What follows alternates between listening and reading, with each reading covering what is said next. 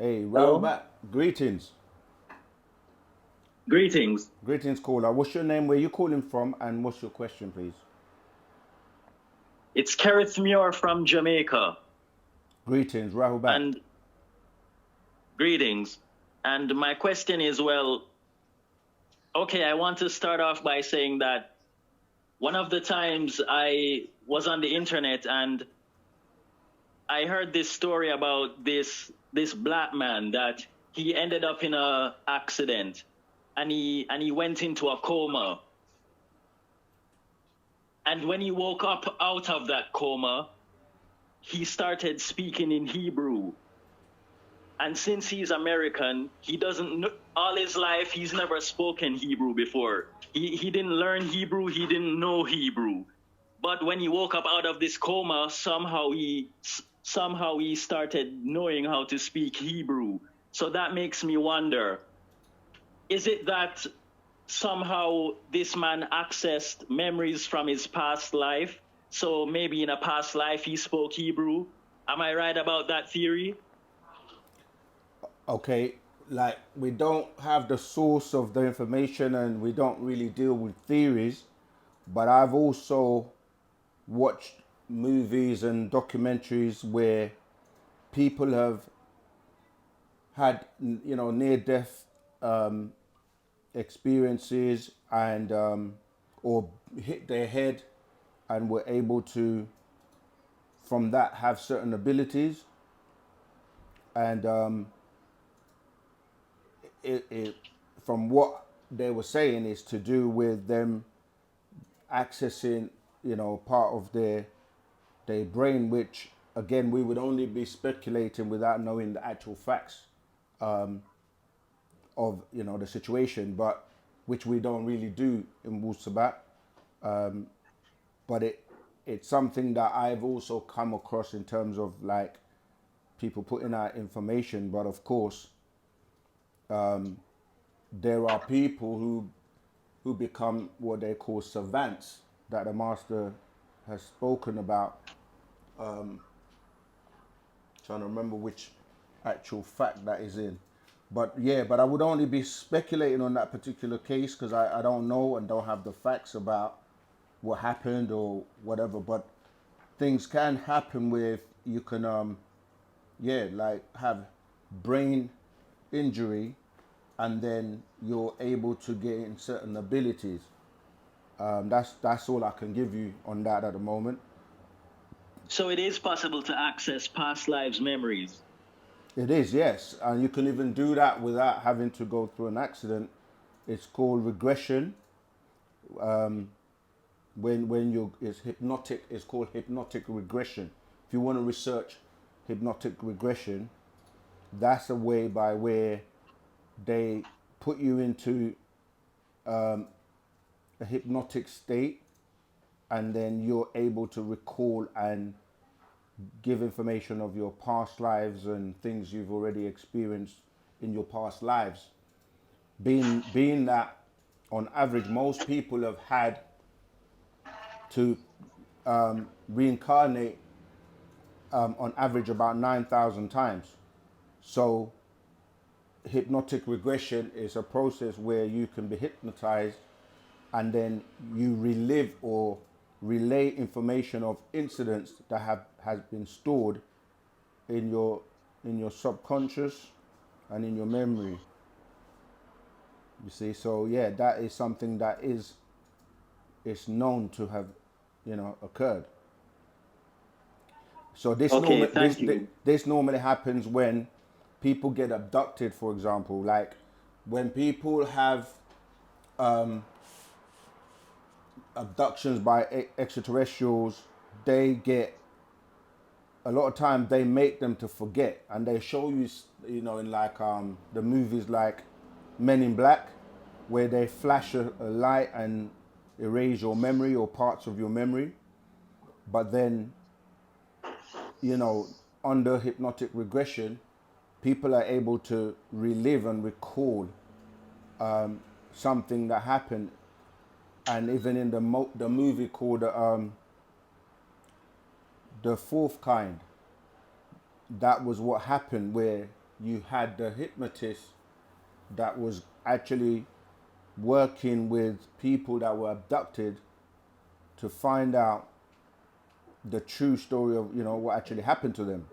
And they were able to, through that, make drawings, artist impression, say things that were basically what they went through. And yeah, it helped to put the pieces together. Because if you have, say, a town with many people that have experienced the same thing, but somehow they've been made to forget through amnesia or whatever, that if you sample and speak to a wide variety of people and put them under hypnotic regression, and they're able to all give the same accounts and descriptions, then you can kind of come to the conclusion based on the evidence of the sample that you know, they didn't confer with each other. Some of them never even met or knew each other, and they're able to come to the same conclusion. So these are techniques that are used by hypnotists to try and collaborate whether people, you know, making things up or telling the truth. All right? Okay, thank you. You're welcome. Okay, I was trying to find something, but I'm going to keep trying whilst I go through the... Okay, I think I may have found it.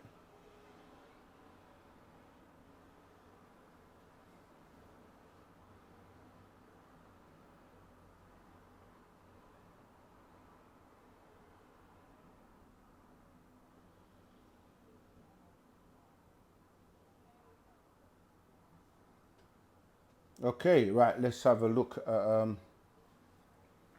questions.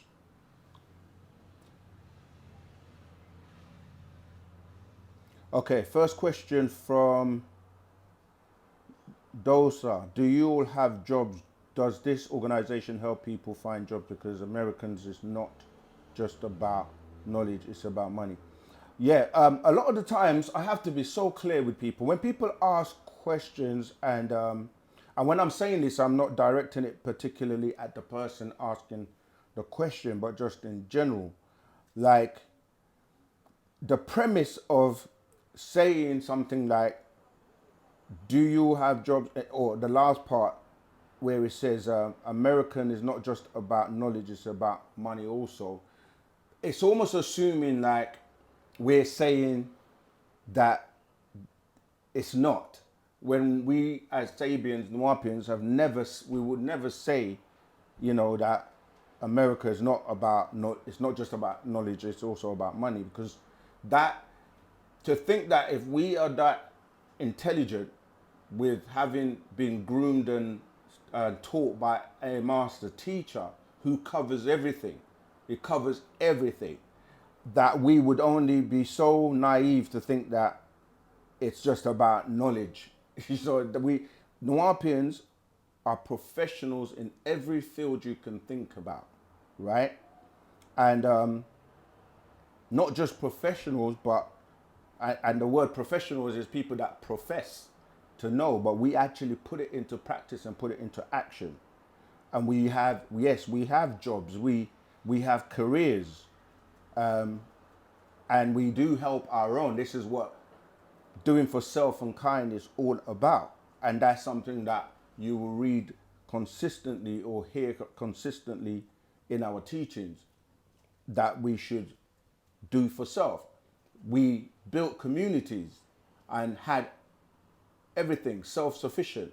So in order to do that and achieve something that no one else has done in the West, not just once, but several times with several communities, living for and by each other. The last Black Wall Street, if you want to even look at that, because in recent time, no one else has been able to achieve that. So it is kind of like futile to assume that we don't recognize, you know, that we need to help each other in every aspect.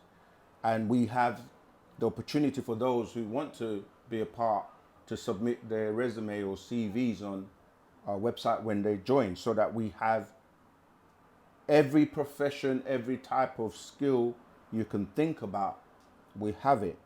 All right. So, yes, we do have jobs. We do help people in every way, shape, or form, not just to find jobs, because we also, want to do for self and to be creative and to basically not find them, but actually create the jobs.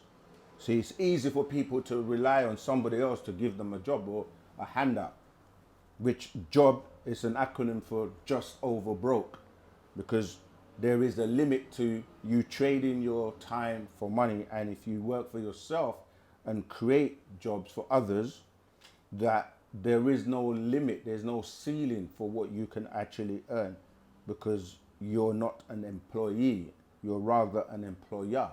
All right. So yes, to answer that question, we cover everything. We have another call on the line. We've got a voice note, but A voice note. let them know that we're hiring, looking for editors. Okay, we're hiring right now, looking for editors, and many other skills. So if you're looking, there you go. You have an opportunity right there. I'm going to play a voice note here. Okay, go ahead. Raubat. This is Siposetu Mbutuma, Turn it calling up from a bit. South Africa. Okay, right back. We I have have a a question, voice sir, caller. regarding death. Since we all know that here on Earth, we all came here to learn somewhere, somehow. So, in this school of thought here on Earth, now that there's like difficulties, it's not easy, you see, to be alive. You face tribulations and lots of challenges. So I would like to know what happens to the soul of those who eliminate themselves in a sense of committing suicide. Yeah, so what happens to their lives when they kill themselves? Thank you, sir. Okay, there were actually quite a number of questions in that question. You said that we all come here to learn. All right. We've got to also stop assuming and doing this generalization of we all, because not everybody comes here for the same purpose. There are people who have been quarantined here. There are people who this earth is like a prison, right? For some. And like you're saying, others do come here to reincarnate, to learn and to progress and to move on. Not everybody has a soul. So when we say what happens to the souls of people that blah, blah, blah, we have to first of all establish if they have a soul in the first place. And yes, in terms of suicide, suicide is not something, or unaliving yourself is not something we promote in Wu-Sabat at all, because we know it is one of the gravest, if you want to use the word, sin.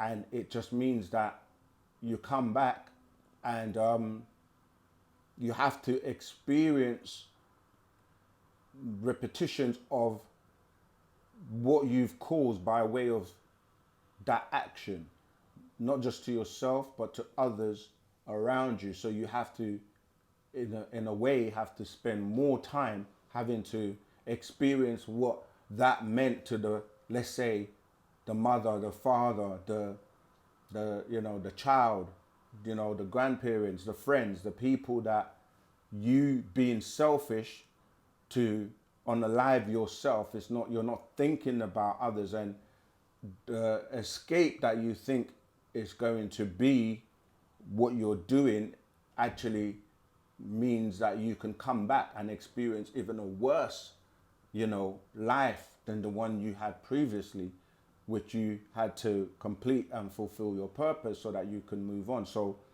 the whole thing about unaliving yourself is something that we've already done a video on this, and it's something that we're taught that is one of the worst things one could do. And so, yes, those beings, they have to, they don't escape, because you can't actually, as we always say, destroy energy, and you can't change, what your fate in essence, because you still have to repeat. So it's not really a way out. So we have to emphasize again that that's not something that we advocate or teach in Wu-Sabat. All right. Okay, we'll go on to the next question. TNT Artistic Movement. Rahubat. Doing very well here in Botswana. Would like to know if you or the master teacher know of the man named Bashar who is teaching similar things to the master teacher. Any thoughts on that? The reality is, when you know who the master teacher is, honestly, in this day and time, it doesn't really matter who else is out there teaching whatever. And when they say similar things, what are we talking about? Because the master teacher teaches things that nobody teaches about, and later on when it becomes popular or it goes around, then other people regurgitate that information, and it may seem to someone who's just come across that information for the first time that somebody else is teaching this. Now you would have to say, okay, who taught it first? This is one of the issues where people are actually regurgitating and teaching things that the master teacher was teaching us years ago. But the thing is, it doesn't really matter because the purpose is for the information to get out. But what people don't do is give credit or reference the master teacher as the source of the information. And that's where we are like, you know, respect is due where respect is due. Don't act like you're the originator, because at the end of the day, the master teacher is a visitor, right? That's the difference with a lot of teachers. He's a visitor here. And because he's not from here, he's able to bring information, or outformation to be more appropriate, to this planet that nobody else is able to do. And that's why he was so ahead of everyone, and to the point where people looked at the information as being crazy, or like you're not all right, something's wrong with you. But as time has gone on, years have passed, time is the master, as they say.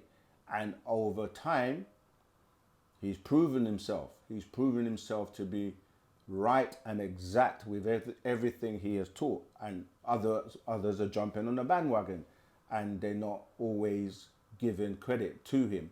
But we as student teachers, those that have walked beside him and walked with him for many years, we know who the source is. And not only that, in terms of knowing the predictions and what is to happen and what he's here to do and who he's here for, it doesn't really matter about other people who are doing whatever they're doing. So people always come to us and ask us questions about what other people are teaching or saying. Why don't they go and ask those people to, make themselves clear? Like, I'm not familiar with this person, and but I'm familiar with many people who try to teach the way the master does. When we say he's the master teacher, we're saying he's the master of teaching. Nobody else on the planet teaches like him, nor have they published as vast as him. People have published information, but not on every subject on the planet, on a wide variety of subjects, on everything from things that people would consider, in the afterlife that he teaches about. No one else has put out a book called The Spiritual You After the Physical You Dies. No one put out Genetic Kiss. No one was teaching about things that he's been teaching us about. So to answer your question, don't know who this Bashar guy is, and whether he's teaching similar things or not doesn't really change who the master is and what he's about. All right, Sampaka. Peace, love, light, reflection. I have a question. A voice spoke unto me, and the voice said, my son, get up and read thy word. Can you help me with this? I've been having trouble understanding this. Again, that's your personal experience. We are real. Wu-Sabat is real. We don't. If we were to just like bamboozle people and say, yeah, come, let me tell you your experience. Let me tell you your dream. Let me tell you an experience that you have gone through, which is your experience. Nobody really can tell you your experience. It may mean you have to wait and other things have to happen in your life to put the pieces together. But we can only go by what you tell us. So it's your word. And we're not going to dispute that you had your experience because it's your experience. But to say you've heard a voice, all right, I've got another call. We'll come back to this. Greetings, caller. Rahubat. I think we got Hello, Rahubat, brother Stakim, how are you? Tua Anuki Kawas Zamal. Wu Antak. How are you? Kayefatir I am Antak. good. I'm doing great, thank you. Quick question, man. So when a person is going through exorcism, and whoever is doing the exorcism, the pastor, priest, or whatever, how come the demonic forces within that being reacts to the saying of those religious books? Okay. Again, it's broad, but in terms of exorcism, people can do that by themselves. They don't actually really need somebody else to do that. But Okay. some of these people that are doing it themselves are in tune or in contact with disagreeable beings or extraterrestrials and so forth that are the ones that are doing the work through them, and it's partly a way that they use to convince congregations and people to remain loyal, because these entities are working through these vessels that are, the ministers, the preachers, the imams, the rabbis, etc., in certain cases. Because what you have to remember is that you have disembodied entities that are roaming around that possess people, and normally this is because the beings that are physical and alive, they beckon on these entities because they normally have graveyards,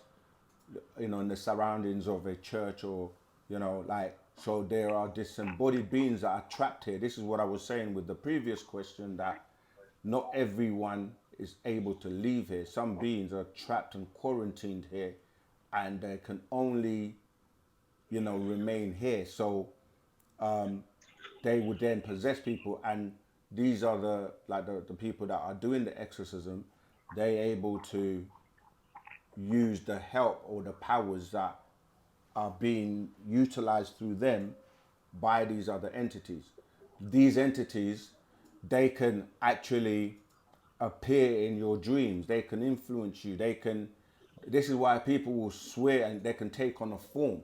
You have many types of reptilians that can shapeshift and take on a form and appear in what you would consider your dreams. And this is why someone will be so convinced that, yes, I've heard a voice. Yes, I've seen, Jesus or Muhammad or whoever, and they will be so convinced because these extraterrestrials are advanced and they vibrate and they exist in different dimensions, which they're able to pull the strings from. So that's what takes place, because they have to utilize those beings. And in that scroll I mentioned, the master secret called the spiritual you after the physical you dies, will explain how these large congregations, this is what they do, because they want these legions, as is spoken of in the Bible. He said the being was asked, what's your name, and he said, I'm Legion. There are many of us. They possess, and they keep bringing more and more people into into those congregations. So it's not something that is as spooky as someone may think. But does that answer your question? Yeah, it do. Another quick one. Is there a possibility that any of those beings or other dimensions that's in the works with all that possession could be following other religions? So Could they be possibly under the belt of Islam or Christianity or any of that? Do they have beliefs? Sorry, your line was a bit bad. I didn't hear the first part. You said, could it be that? Could it be possible? Is it a possibility that any of those beings on those other dimensions that are in work of possession could be in belief of a religion? Are they like? Absolutely, yes. That's what religion is Okay. about. When you're saying religion, you're saying relying on the jinns, or you're giving a legion to these beings. Right. And this is why every one of those religions, they have to get you to take what you call a ceremony, whether it's, baptism or taking a shahada or, a bar mitzvah. There's some ceremony where you agree to be born into that world, to accept them into your life, into your world, until, you realize and come to the realization through Wu-Sabat. And you have to definitely renounce and then start to study and to break away from these entities, which some of them attach themselves to you, these spirit beings. And this is why many people are influenced in a negative manner. And then you have to now utilize your ancestors and reconnect with them for them to help you, because they're already also on the other side where they've crossed over, and some of them are not able to move on because they're trapped as well. And then you have others that are on a higher level or higher vibration, and they're trying to help you from there, but they can't come lower because they don't want to be trapped down here either, or lower their vibration, you see. So you have a that's why I was saying that a personal exorcism that you have to do on yourself. This is why Wu-Sabat gives you all the tools. It's a DIY. You do it yourself by way of the scrolls and the information from outformation that will help you to liberate yourself and bind these beings, these personalities that are, affecting your life and causing you to basically not progress, because some of them, they can only do what they need to do through your physical vessel, you see. But yeah, you're absolutely right. All right. Yeah, I'll get you. And one other thing, I just want to thank you and all of Wu-Sabat family for all the knowledge that you've been giving me. I've been on the path of Wu-Sabat for about a year now, and everything's been going great. And I broke away from that six ether forces religion, a group Islamic, and after I broke out of that, everything I dream of is kind of coming into play, and I clean myself up in so many ways, and I'm on the right path. I read at least 30 Patraks and at least 15 scrolls, so I'm on a bad track. Right.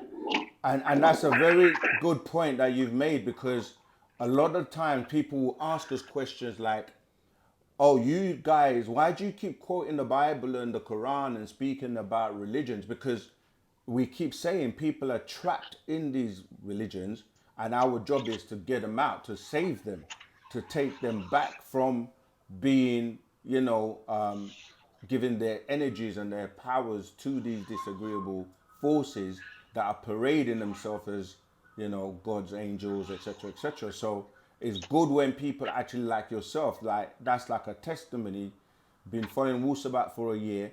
In fact, you can follow Wu-Sabat for a day or 1 week and read a couple of scrolls, and you will know more than anyone in religion that has been in it for 20 plus years, because they don't learn anything new. They just regurgitate and just go over the same things, the same dead books, same dead people over and over again, worshipping these dead spirits that are trapped here. So yeah, once you start, if you're serious about Wu-Sabat and you start to read the scrolls and put it into action, your life will never be the same, because like it's easy. Religion gives people a choice of the monotheistic religions, you can go to, some religion, some denominations anyway. It's like, it's easy to just go to church on a Sunday or go to the mosque on a Friday, but then you can smoke, you can drink, you can, wear whatever clothes you want to wear, go wherever you want to go, do what you do. You don't really have to put in that work and that discipline to clean yourself inside out. So Wu-Sabat's like, no, we don't drink, no, we don't smoke, no, we don't curse, no, we don't do this, we don't do that. And for some people, although they want the rewards, they don't want to put in the work. And unfortunately, what you put in is what you're going to get out. And you have every tool and all the support from, the family that have actually walked the walk you're walking, and your living testament, because it works from inside out, from yourself, and you confirm it for yourself. No one has to tell you, and we don't look for members to recruit or collect buckets of money.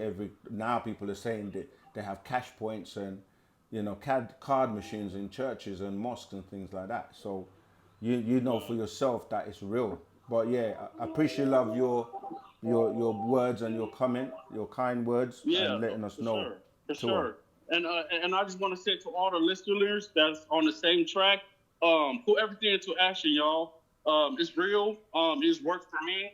Every time the universe gave me something to open the door for me, I gave something back, Tour. and I gave something back by getting rid of some type of habit or changing the different ways of mine. And I promise you, more doors will open. You Tour. know, it's like that eight karma. You give, it'll come back in a different way. So I Tour. appreciate love and thank you. No problem. Na utshakal Yes, zama. sir. Wadu. I got a voice note if you want it. Okay, go ahead. Got another voice note. So Okay, thank you, sir. I'm quite happy with your response. I understand what you just stated. The second question that I have, sir, is regarding the 144,000, which I believe maybe they might be people that are going to be saved. But I haven't heard like quite a pure interpretation regarding the matter, because you get different versions of interpretations which don't make sense. You see, yeah.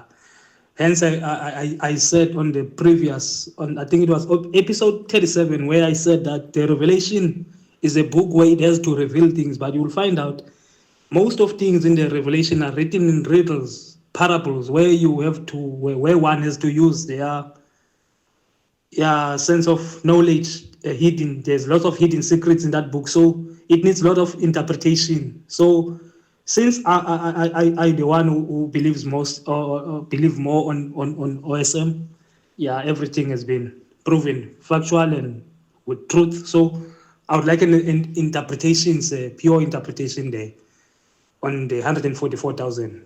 Why can you dive deep on that, sir? Can you clarify some things there? Because it's too deep. It's too deep for one to bear, sir. Thank you. okay.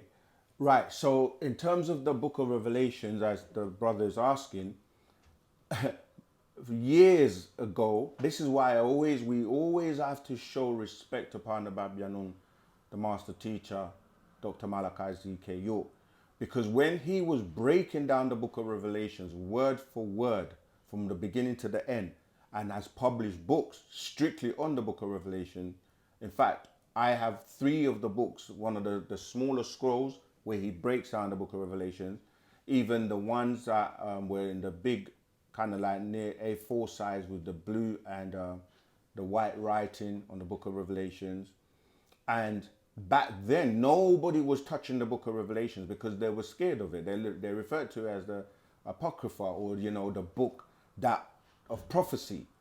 But the reality is that in today, almost when he was breaking this down in the 80s and 90s, how many years later on, people are regurgitating the things that he broke down. He was breaking down the mark of the beast and the visa and everything that what the book of Revelation was saying about not being able to buy or sell if you don't have the mark of the beast. He put out books like Leviathan, the Luciferian Conspiracy, the Millennium Book, the year 2000 and what to expect. All of these were explaining the day and time we're living in. So over the many years, a lot of people are regurgitating what he broke down about the book of Revelations. Now, everything that people are looking in the book of Revelations to say it's a prophecy or is to come had already come, and it's just being played out or just like being executed. So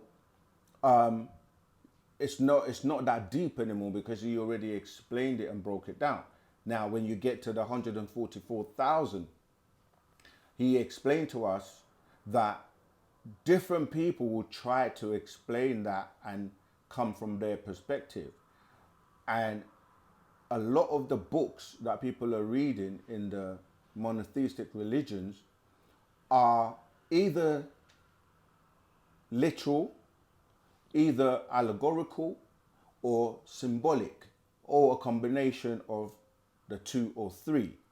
So when you're reading something, it doesn't necessarily always mean that it's real, as in literally. You can't take it literally because it can be symbolic.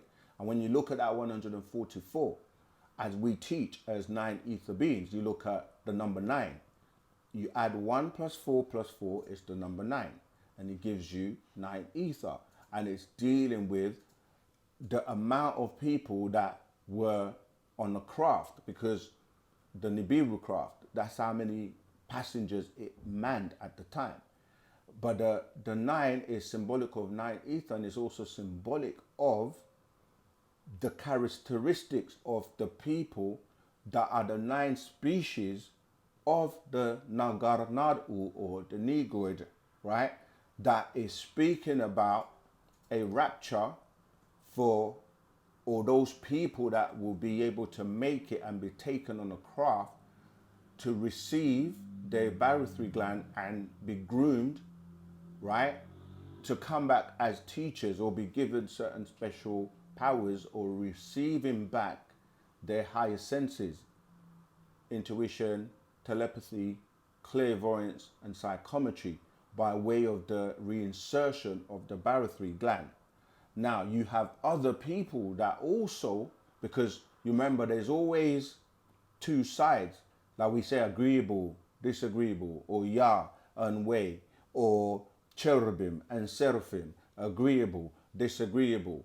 You see, so there are always a two-sided thing to the same incident or story, because the reason is the phrase, the devil will make evil fair seeming. So there will always be a distortion to confuse people. So you don't know which way to go. And if you're not walking the right path, right, as it's said in Islam, you're not on the Suratul Mustaqim, you're not working on the straight and narrow path, which is known as the way, Pataruk, the way. If you're not on the correct way, then you're going to be set astray, or you're going to be given distorted information. So you do have, right, the Anunnaki, which is separate from the Panatharu, or the Natharu, or the overseers. The overseers is dealing with the 9 ether, dealing with their children that they seeded on this planet. But you also have other beings, right, who seeded beings on the planet known as the Adamites. And this, the seeding of what they were doing is to prepare food for their journey when they leave here. And the journeys are light years, right? So these Pleiadians also are here to pick up and farm and take away food for their journey. And this is also referred to as collecting the 144,000, which took place and is continually taking place, because the movie, The Fourth Kind, that I mentioned, was a depiction of an actual incident that took place, and the gaps were filled with actors.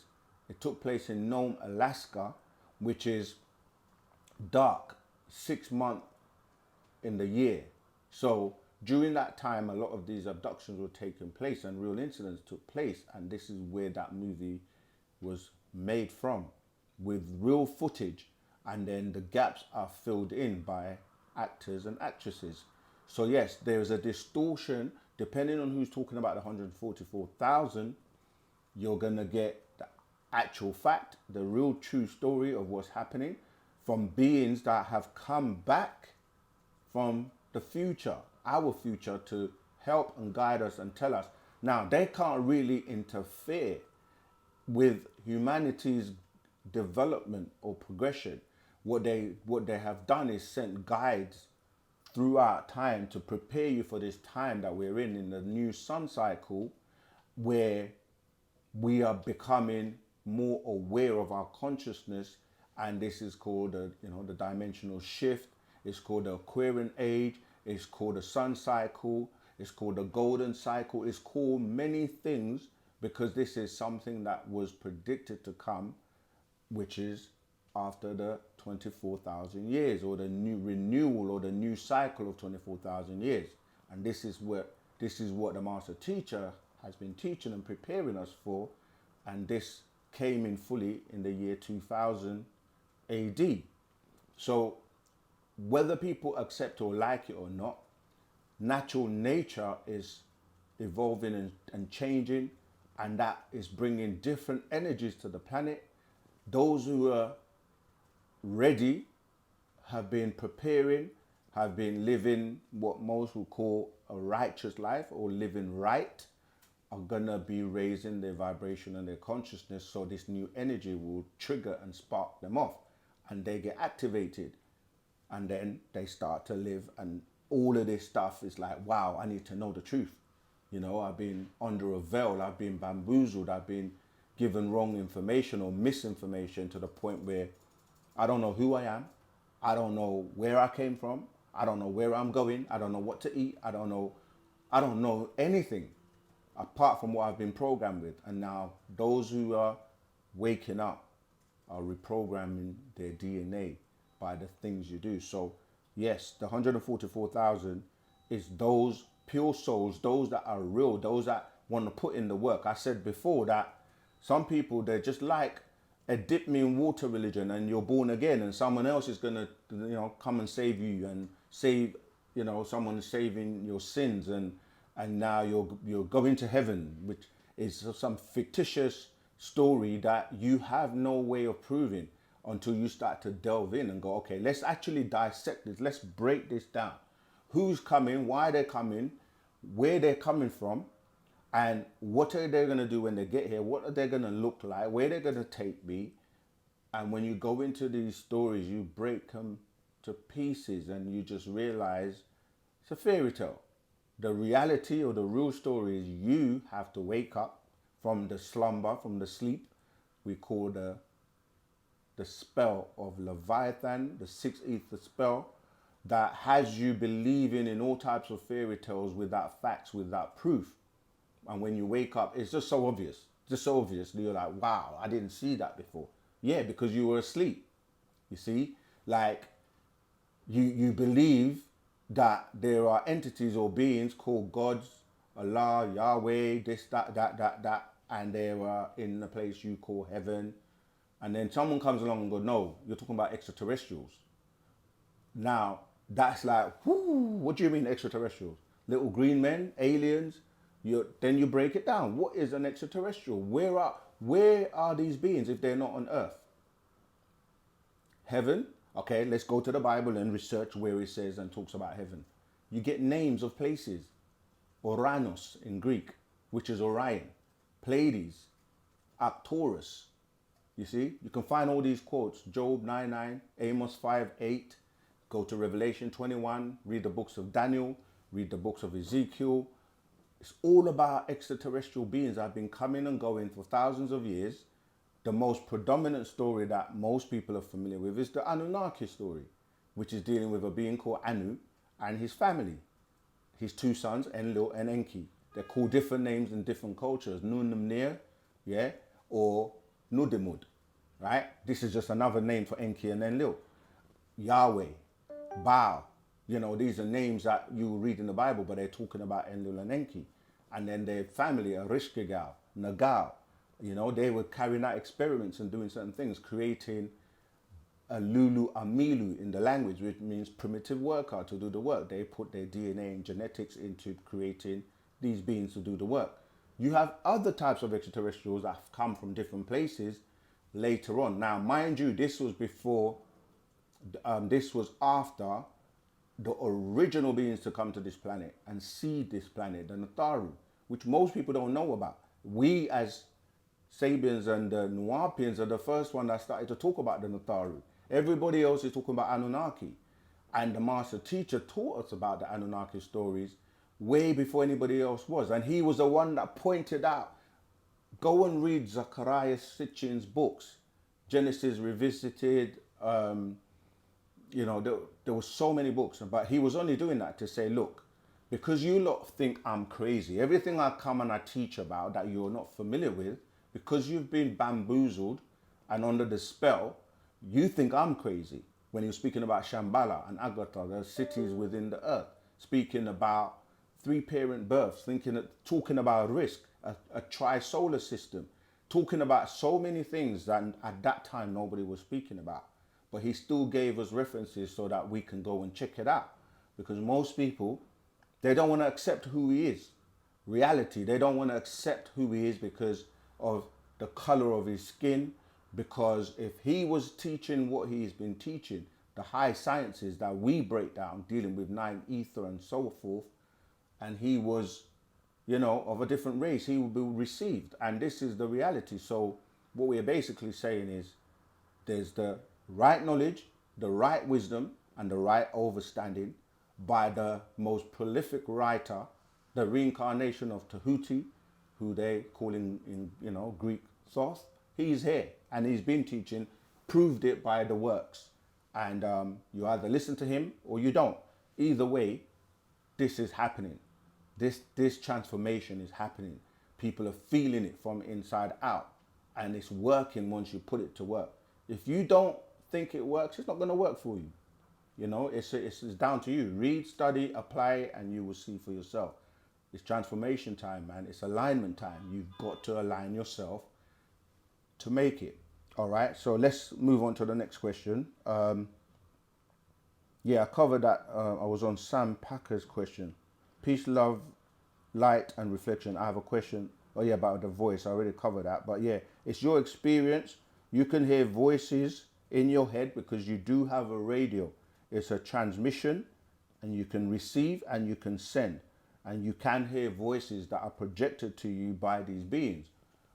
Another movie that comes to mind that we were, you know, encouraged to watch is called, I just had it before I said it. It's called The Presence, right? Watch the movie called The Presence.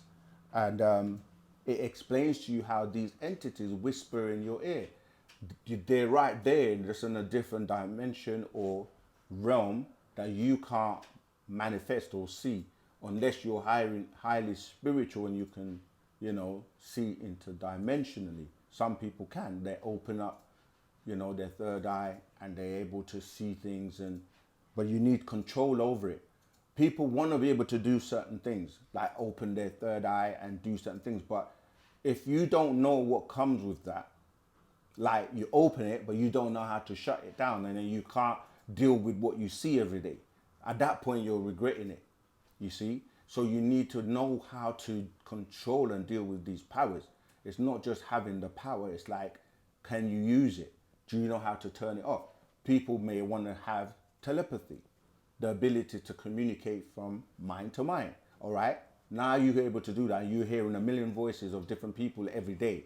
What are you going to do? Going to drive you nuts because you can't control it.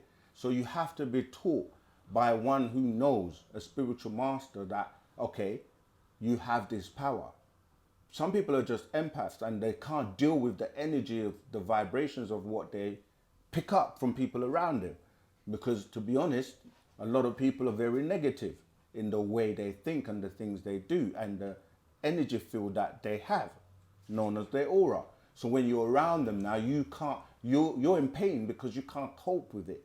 So yes, having these powers such as telepathy, intuition, psychometry, and clairvoyance are great, but you have to be taught and you have to know how to control it. Some people can say, okay, for example, you want to levitate. Cool. You learn to levitate. Supposing you just start levitating all the way into the sky and you can't come down. Then what are you going to do then? You see, so you have to remember there's positive and negative or advantages and disadvantages to things, but it's about being able to control it, and you have to be taught how to do this. You see, so be careful of, you know, what you want and what you wish for. Some people want to see aliens, then they get abducted, and then they don't know how to deal with the beings that are abducting them. So you have to know what type of aliens are agreeable, which ones are disagreeable, which ones are for you, which ones are going to trick you, make you think it's a positive thing, and then you end up on a breakfast plate. You see, so that's where Wu-Sabat covers the full circumference. So we keeping it real. You got to do some work. This is not you get dipped in water and you're born again and your sins are forgiven. No, you have to work. All right. So yeah, we're not here to spoon feed people, because you do have to do some work. No one else is coming to save you like that. You've been waiting to, like, the people quote the Bible, Jesus is coming. You go and read it, it says he'll be coming back soon. And then you ask the question, how long is soon? How long is soon? Because if I said to you, all right, I'll be back soon, right? And you were waiting for me, okay, you might wait an hour. You're checking your clock, your watch. He said he'll be back soon. All right, 2 days go by. Are you gonna still be waiting? You ain't gonna be waiting if you're being honest. Like, that's not soon. That's 2 days. All right. What if I was gone for a week? You didn't hear from me, didn't see from me. A month, a year, 2 years, 5 years, 10 years. People have been waiting for Jesus to come back soon in 2,000 years. That ain't no soon. Wake up. He ain't coming. In fact, how do we know he ain't coming? Because if you do the maths and say, where is he going? It tells you, in my Father's house there are many mansions, and you go and research and break that down, you're talking about going to these constellations, yeah? Orion, for example. Then you say, how long does it take to travel to Orion? What speed would you have to travel at? Because you're dealing with light years. And you multiply it. What is a light year? A light year is the time, or the distance it takes for light to travel in a particular vacuum. So if you do the maths, he's still on his way. It will take more than 2,000 years. But people are saying he's coming and he hasn't even arrived. You see, so we keep it real in Wu-Sabat. Right, let's keep going. Yep, go on then. Rahubat Muisa, Rahubat Sekin, Rahubat. Anoki Terry Jamal, Tehuti Akenroyer from. Okay, let's take that. But I like the way, Terry, you're using the language, man. I'm impressed. Good. Go ahead, caller. What's your name? Where you calling from? And what's your question, please? Basically, Saken, I've got two questions. I've just started working at a gym as a personal trainer. And I forgot to say my name. It's Sheldon. I'm from London.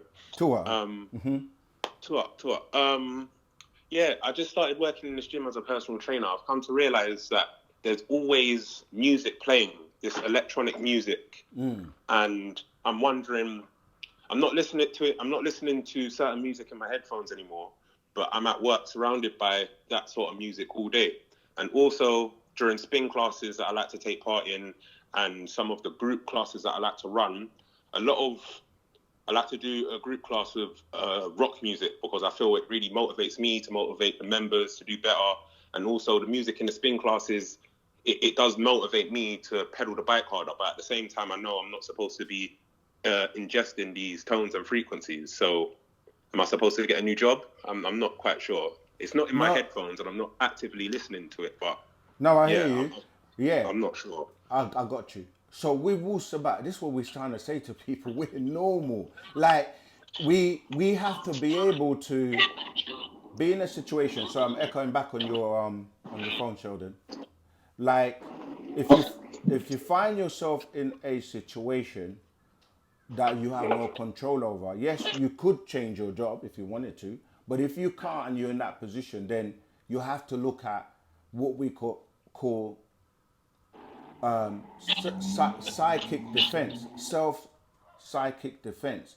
And a lot of the times it's not always what we don't walk around like we're gonna dig a hole and put our head in it to be away from everything, because the reality is we're still living amongst and in environments that we're subjected to a lot of things that we wouldn't want. This is the whole point of why we would want to have our own environment and create the environment the way we would like it to be, because you can't be in somebody else's house and telling them how to run their house. So what you have to be able to do is, it's not what you take in, it's also how you get it out. So when you go home, or you have to then deprogram, or like do other things to balance it out, where you then go and do some meditating, listening to positive music, do things to counteract what you've done. It's just like, and again, I'm not saying this for people to be like, okay, I'm gonna intentionally do something. If you're in a situation where there's not much you can do about it until you find a way to do something about it, then you have to do your best in the circumstances that you are. So if you eat something crap that you know you're not supposed to eat, what are you going to say? Oh my goodness, I've eaten something crap. This is not religion where we're like, oh, now you're going to hell, you're punished forever. Wu-Sabat is about, you can fix it. Like, okay, what can I do? All right, let me start to cleanse. Let me take it out of my system because, okay, I made a mistake. You know, we're not perfect, but we have a balance. If you're going to be like just doing that all day, 24 hours a day for just, and not doing the opposite to kind of like deprogram yourself, then you're really putting yourself in a situation where, you know, like you want to, you know what I mean? You want to experience the pure negative. Like, so it's about balance as well, and working your way to be able to get into a situation where you can actually completely elevate yourself or alleviate yourself from the problem. You see, Wu-Sabat is real. We're not like religion where it's like, you're haram, you've eaten, I ate some pork. What if you didn't know? You're doomed forever? No, you go clean yourself out, get it outside of you. You slept with someone, you exchanged bodily fluids, you didn't know. Now you read Wu-Sabat, you know about the, you know, what you're taking in. Then you cleanse. We've got rituals and things that you do. So yeah, I hope that's answered your question. Kind of. Well, I was just wondering another one. Like, so you're saying if because I do enjoy giving these classes and I do enjoy taking part in spin classes, and the music is, I feel, helping me. But you're saying if I spend all day in the gym, which I'm planning to do to secure more clients, I'm always hearing that music. But if I balance it out with meditation, the chanting, the purposely linking up with the Wu-Sabat family and connecting spiritually and mentally and etherically, then that should balance me out. Yeah, I'm saying, like I said, if you find yourself in a situation where until you can resolve that, so obviously the best thing would be not to be in that environment, right? But Ken, the thing is, I kind of want to be there because I'm really somewhat happy then let me I feel finish. like I'm helping. If you want to be there, then yeah, I feel like I'm genuinely making a difference. You're not letting me like finish. Where I'm supposed to be. All Pardon? Sorry. Let me finish. I'm saying you're not letting me Okay. finish. I'm saying you want to be there, but if you could choose your music that you could use that was positive and conducive, that wasn't having a negative effect on you, would you not choose that instead? I'm not 100% sure because I'm not sure how clients Okay, will cool. respond to All it. right, then But let's address I would that. have to think about it. All right, cool. Then you have to look at what tones, vibrations, and frequency are doing to your body and doing to you, because you have 9 magnetic particles. This is what happens with people who don't know the sciences of certain things, and they will wear headphones all day, blasting music and frying their brain, because you're dealing with frequencies that are going to damage your brain. Or if you go to a dance or a party and you stand by the speaker and you're blasting these tones, they're going to change the molecules in your body. It's going to affect you in a certain way, and people start to have all kinds of issues like ringing in their head. All right, and some people think that's a positive thing, because there are some people who get ringing in their ear, which is a positive thing, but then you can get headaches, you can get all types of things when you're listening to the wrong tones that are damaging and are changing your DNA and your vibration. So if you want to put yourself in an environment that, like you said, playing rock music all the time, every race and every people have tones that are their tones that will help them, and then you have destructive tones which are not for you. So if you want to damage yourself, then you have to live with the consequences that come with being in that situation. What I was saying is that if you find yourself in a situation that you don't want to be in, and you have to think of a solution or a way that you can combat it, or, you know what I mean, like help you in the meantime whilst you work out a way to come out of that environment, then it's up to you to take it. If you don't, then you suffer the consequences. Wu-Sabat is not here to tell you do this or don't do that. We tell you the information, the actual facts of what's best, and you choose whether you do it or not. With that being said, I think you just answered my second question. Okay. I picked up the phone really quickly because I just had the urge to smoke. I was about to call someone, tell them, come here, bring me something. And then I thought, no, I'm being attacked. Let me call Ken quickly. But like you just said, you're not here to tell me no. You're just here to let me know the consequences of my actions. Torah, because you have ancestors, which we teach about, that want to use you, and they pull the strings, and then you feed them, and you're thinking you're feeding yourself. Like people will say, I'm going to have a cigarette. And I say, no, the cigarette is having you. Because who's going to benefit from what you're doing? Because you might say, oh, it relaxes me, calms my nerves. Okay, you do that continuously, then your nerves get used to it, or coffee or whatever stimulants you're taking. When your body becomes reliant on it, then you can't do without it. Then it becomes an addiction. And this is how people get stuck on, they can't stop smoking, they can't stop taking stimulants, or, you know what I mean, drinking coffees. Some people need it because by design, they can't produce or have, do you know what I mean, the natural equivalents that will help them. So, yeah, but it's a choice. The choice is down to, it's down to you. Yeah, also, but that ancestor that wants me to smoke, I've got a name for him. I think I've called him Nitbag. That's his name. And anytime Nitbag wants to smoke, I just have to say, "Shut up, Nitbag." Yeah, and that's how easy it is. Like, you can say yes or you can say no, right? And when you say no consistently, after a while, that voice subsides, and you don't get the urge, or you're not feeding, as we call, there's an actual fact we've got called feeding the forces. Those forces, they come through you. They come through you, and sometimes it's so convincing. Like, you hear the voices, go on, it's only one, right? Yeah. You can get people that stop smoking for 2 years, and then they're unaware of the voice, and it's just like, go on, it's only one.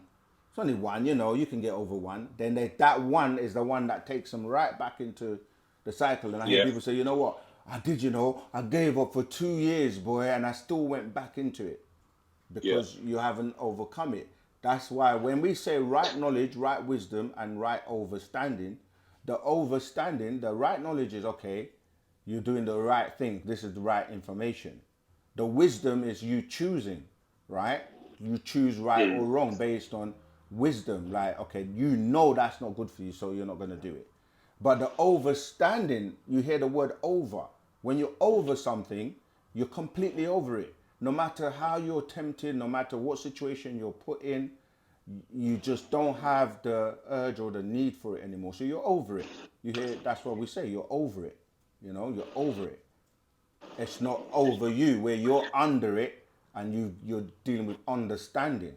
When you're over something, you're overstanding. You're standing above it. It doesn't have control over you. That's what I'm saying. Like, if the cigarette can convince you, you see people outside. Again, this is not an attack on anyone that's a smoker, because at the end of the day, that's your choice.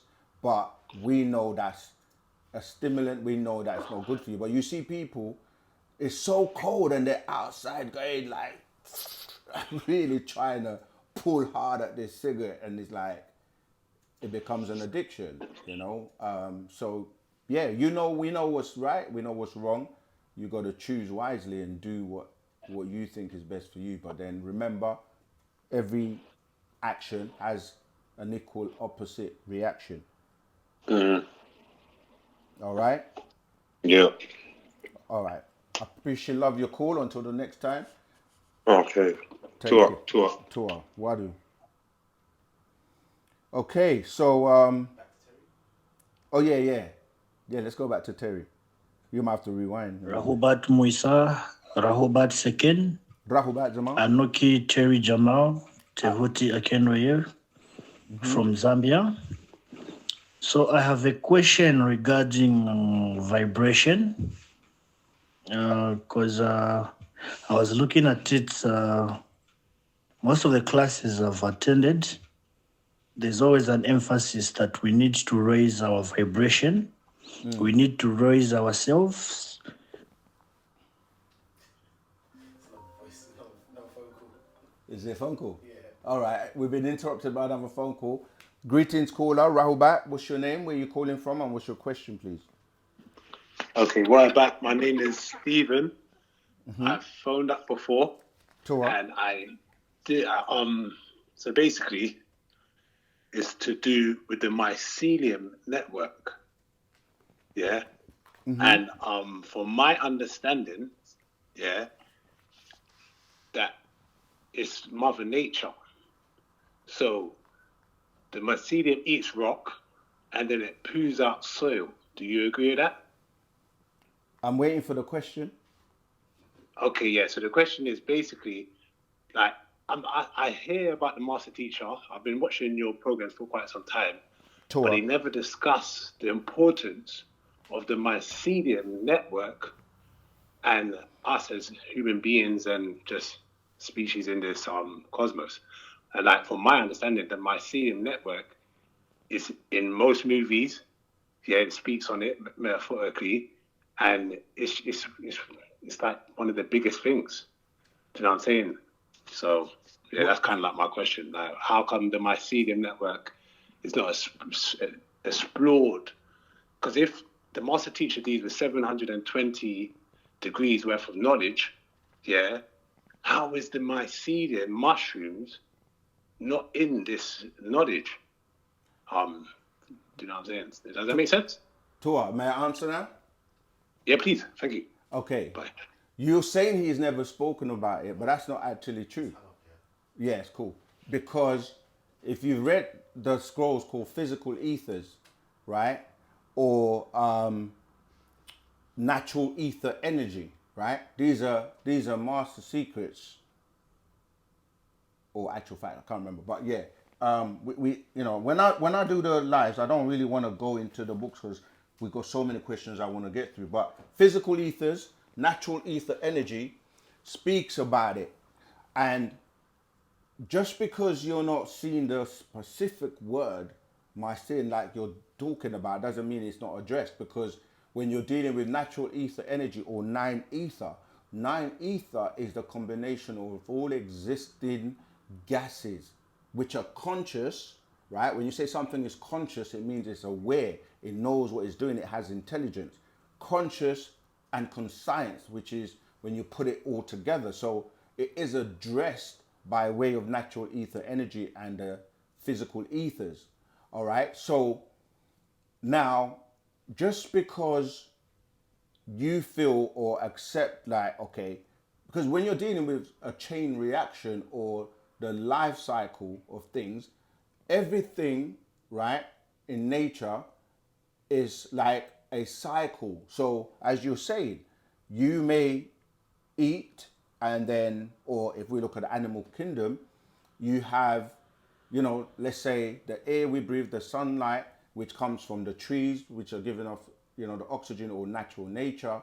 Then the feces can become manure, and then everything that is alive actually goes back to the ground, and then it becomes dust, and it's a cycle. Everything is a cycle, and everything actually has a correlation or a relationship to everything else. This is what we call the cycle of life.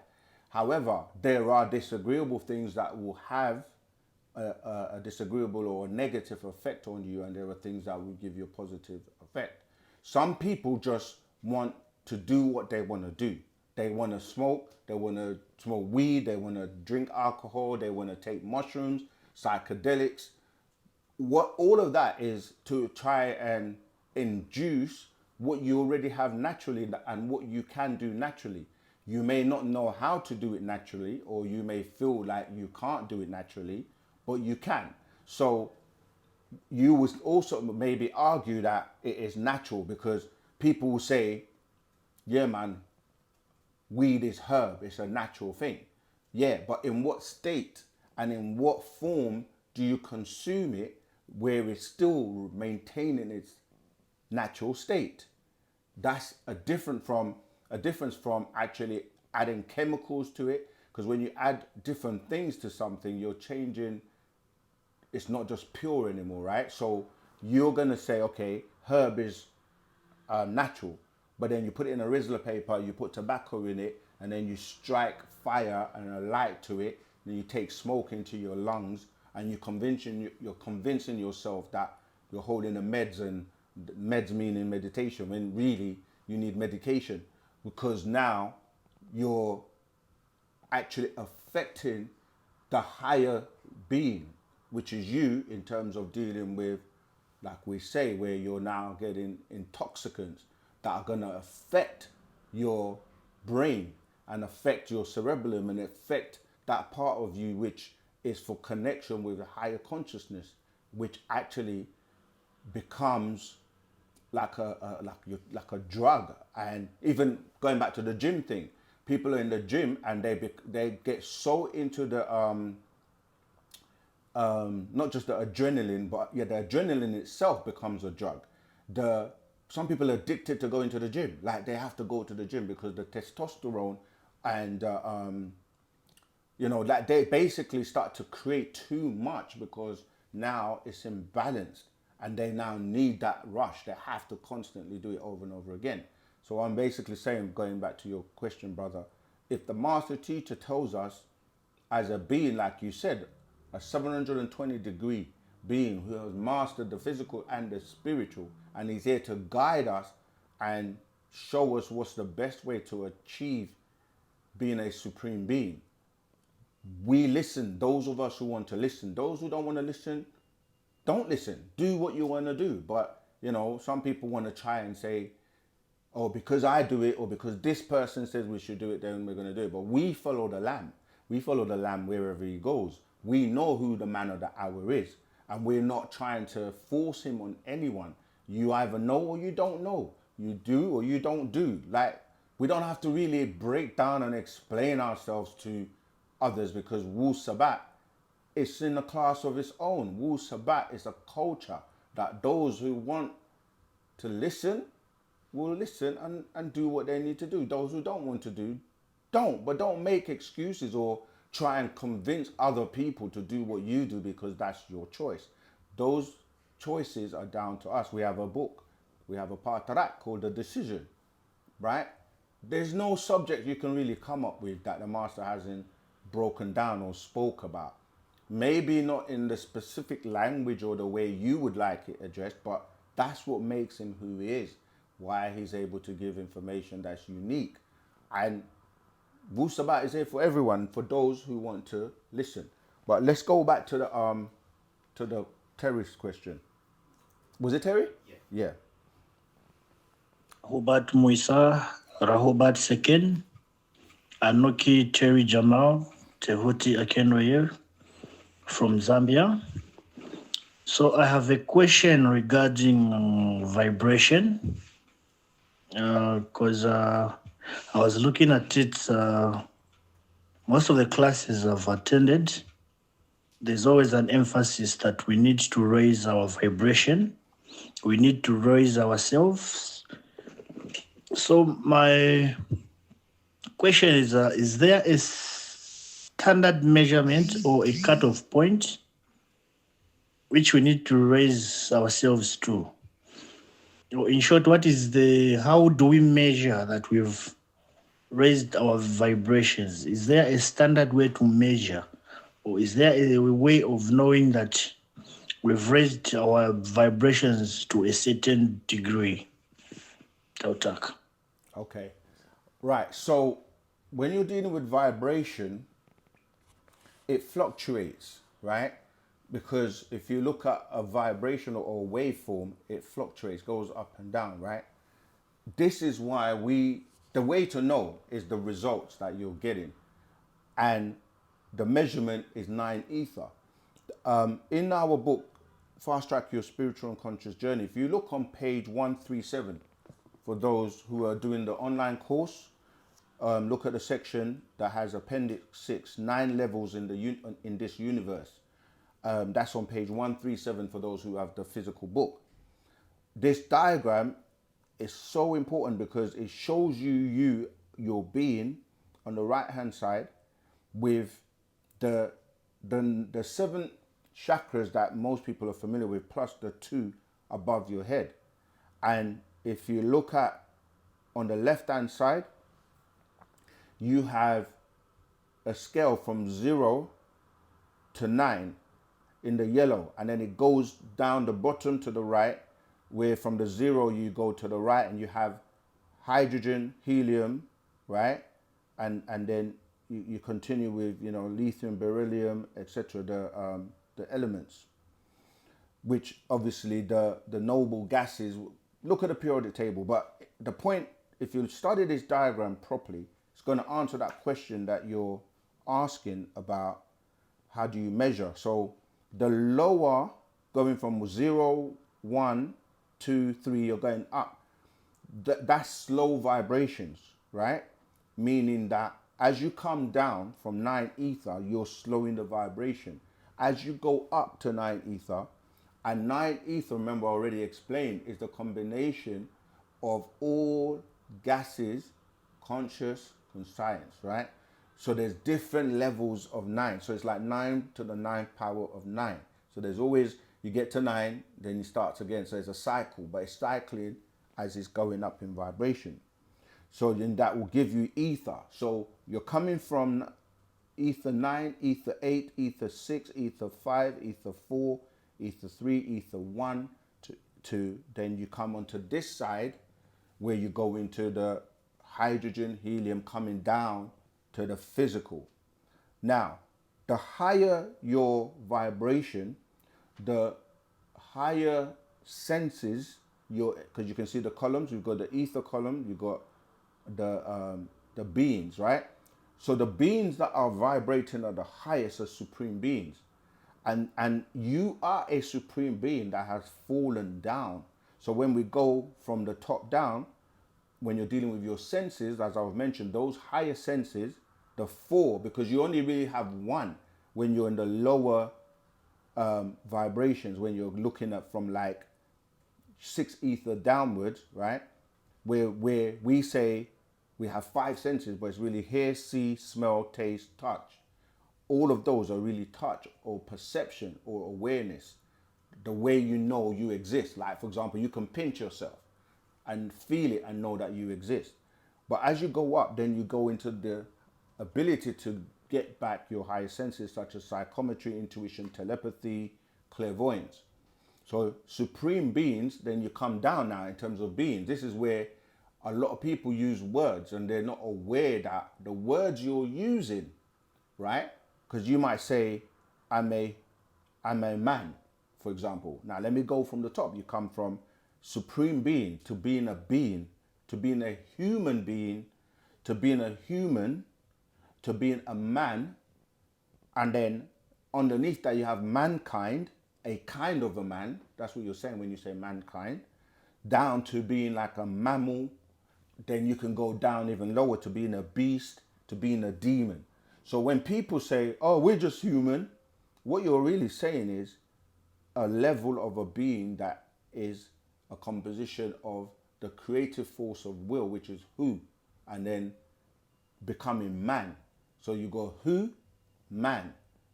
If you're not familiar with who, that's in ancient Egypt, right? That's the creative force of will, because will is what determines your decision making.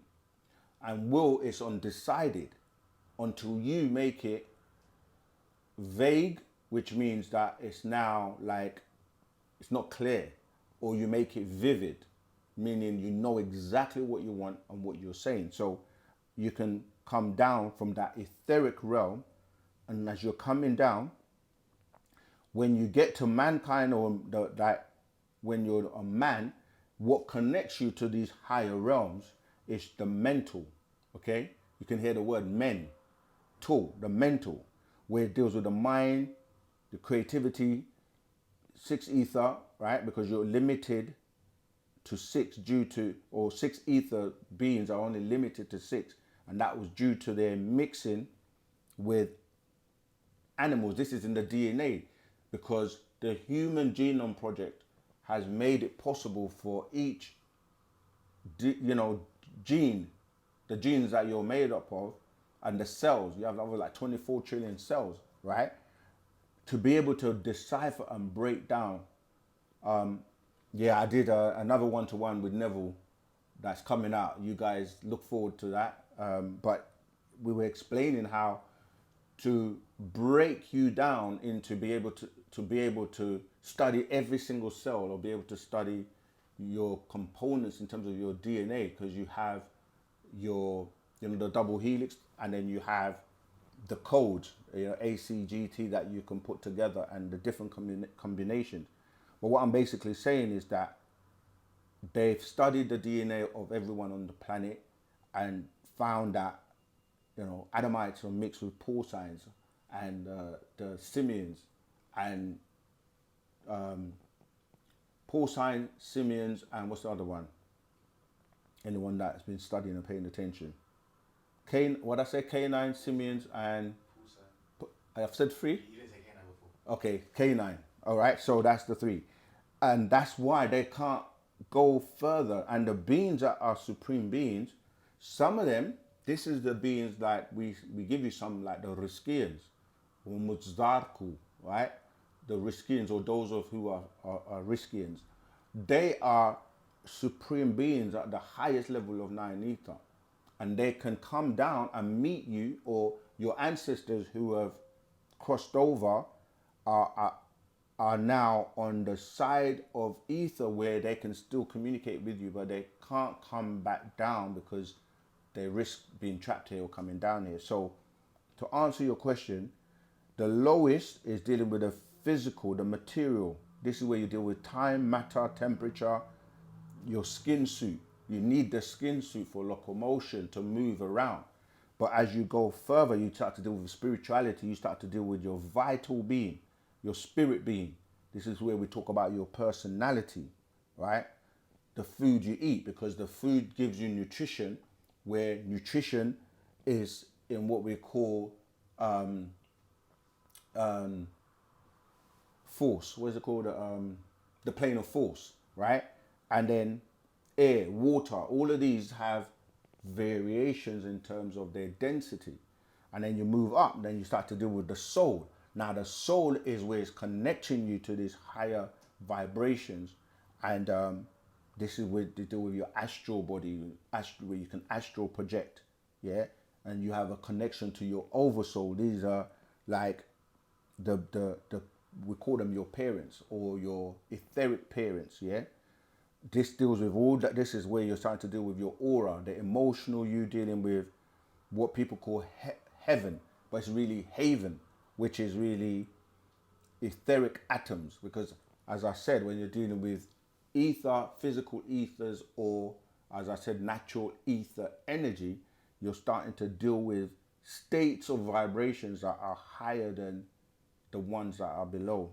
Then you have the mind, which is the fourth, or the mental, where you connect to the beings that are higher, because they're sending you messages or affirmation. When you receive it in your radio, because we have your mind is like your radio, where you transmit and you receive frequencies, and the frequencies can come by the sun rays, because the sun is what keeps you alive. In fact, as beings on this planet, without the sun, we won't even be able to survive, apart from those beings that are deep, deep, deep in the deep sea. Because when the sun rays were blocked, where that biblical story of Genesis comes from, there were beings in the waters, but there were, you know, there are types of beings that live in the waters that can survive without the sun rays. But I hope that's helped you in terms of your vibrations. That book goes into it, Fast Track Your Spiritual Unconscious Journey. If you haven't got that already, get your copy, all right? So yeah, that's dealing with vibrations.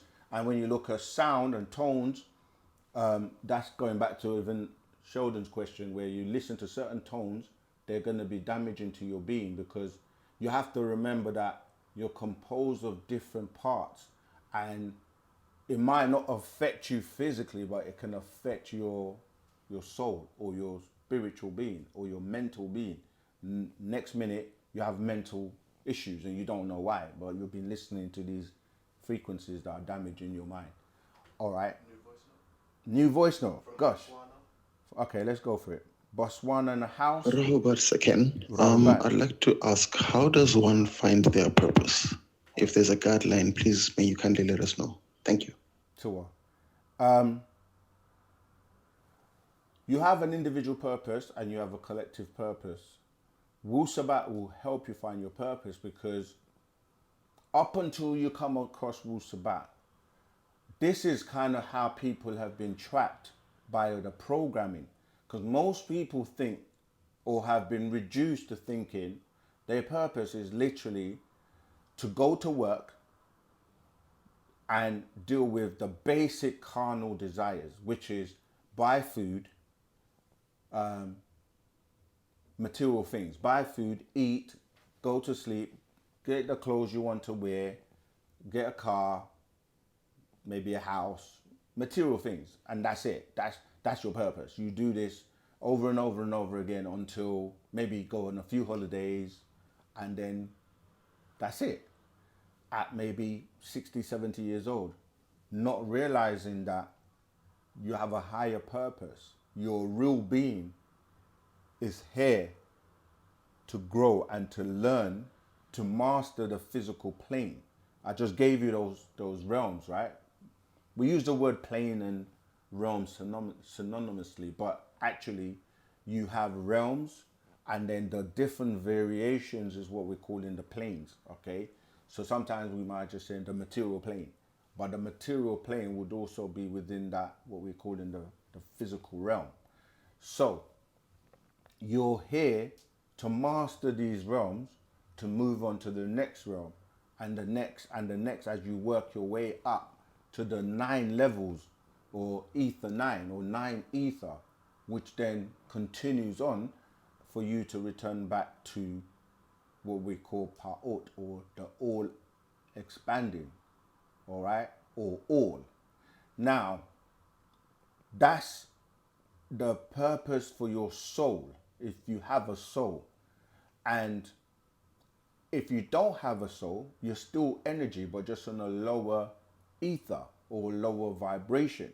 And you can still go from lower ethers, 1 ether to 6 ether. Okay, my referee's flagging me. Oh, it's cool. I missed it. Oh, you Is it coming back? I answered, but it's ringing them now. Okay. Hello? Yeah, hell is low. We like to stay on high vibration. We say Rahubat. How you doing? What's your name? Where you calling from? And what's your question, please? My name is Demetrius Jones. I am calling from the United States of Swindle, America. The un-United States, because they ain't united. But anyway, I hear you. Go ahead, Zamar. Right. Obviously, we're not united, but you know that's a whole other conversation for another day. Go but ahead. yes, again, this is Demetrius Jones. We had the pleasure of speaking on the New Year on probably on Baba's birthday on June 26th. Tua. Yeah. I remember that. My I question remember your was tone. in reference to when we're talking about the telomeres, right? Mm-hmm. You're breaking up. I'm losing you. You still there? Can you hear me again? Yeah, now loud and clear. Okay. So when we're talking about the programs being telomere, right? Mm-hmm. In terms of their time period, does the programming of the telomeres connect us to our ancestors? Tua, but again, when we say we and the they, we have to be very clear on who we're talking about. Right. Yeah. So when we were referring to the telomeres in terms of the Adamites, that is what we're saying with that. It was programmed for them to fade away after 6,000 years. So that is from the year 2000, and that's okay. Why. Understood. Yeah. So, in terms of us being related to our ancestors, so we don't have programmed telomeres. That's for them. No, we do. We have telomeres, and depending on this is where the whole scale of what you do, because you can reprogram yourself, right? So when you know about computer programming or programming, it's like there is hard code that you can't change within the code, and there is code that is dynamic or can change, right, based on the circumstances. So when we're saying about the Adamites, that's hard coded, where it was like, okay, after 6,000 years, you're gonna start to fade away. Whereas Okay. with our telomeres, depending on what you do, this goes into like the decisions you make, the environment you're in, the diet that that you're on. Right. In And terms of when Baba's talking about turning ourselves inside out. absolutely right. So you can extend your life or you can shorten your life based on the things you do. This includes your intentions as well, because sometimes people just think about, okay, I'm doing something, and the intention behind it is also weighted. So it's like some people can pretend or look good or be acting and doing things, but the heart, seat, and the actual intentions are not really there for what you might look at physically. So all of these things are recorded on your me disc, and this is how you're able to, you see some people like they just never have any issues, or they look young all the time because they have good intentions, they have good heart, they're dealing with divine love.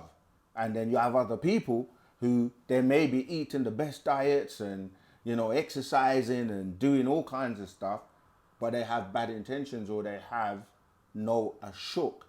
And the master teaches us in the Patarak, the three loves, that you're not fooling anyone, because your matrix records everything you do, including your thoughts and your intentions. So if you don't have true ashuk, then it's futile. Like, you can give all your money, you can chant as much as you like, you can do so much, but it will still be as if you haven't really done anything, because ashuk is again connected to your heart seat, which is a part of the matrix that records everything that you do, you see. So yeah, you can extend your life by the things you do. And tying into the purpose question, your purpose is to help, and to help humanity. The best way to help humanity is by way of Wu-Sabat, because that's the solution. Yeah, I hope that helps. Yeah, and I had another question, Sakin, to Go ahead. follow up from that. So in terms of our DNA being programmed, you follow me, and in terms of the personalities that we are directly connected to, whether we like it or acknowledge it or not, that's standard across the board, depending on which one of your parents, grandparents, great grandparents, or great great grandparents are still alive with us, correct? They are, but what that's what I'm saying, that religion and the distortion of you being able to have access to truth limits you or blocks you without you even knowing.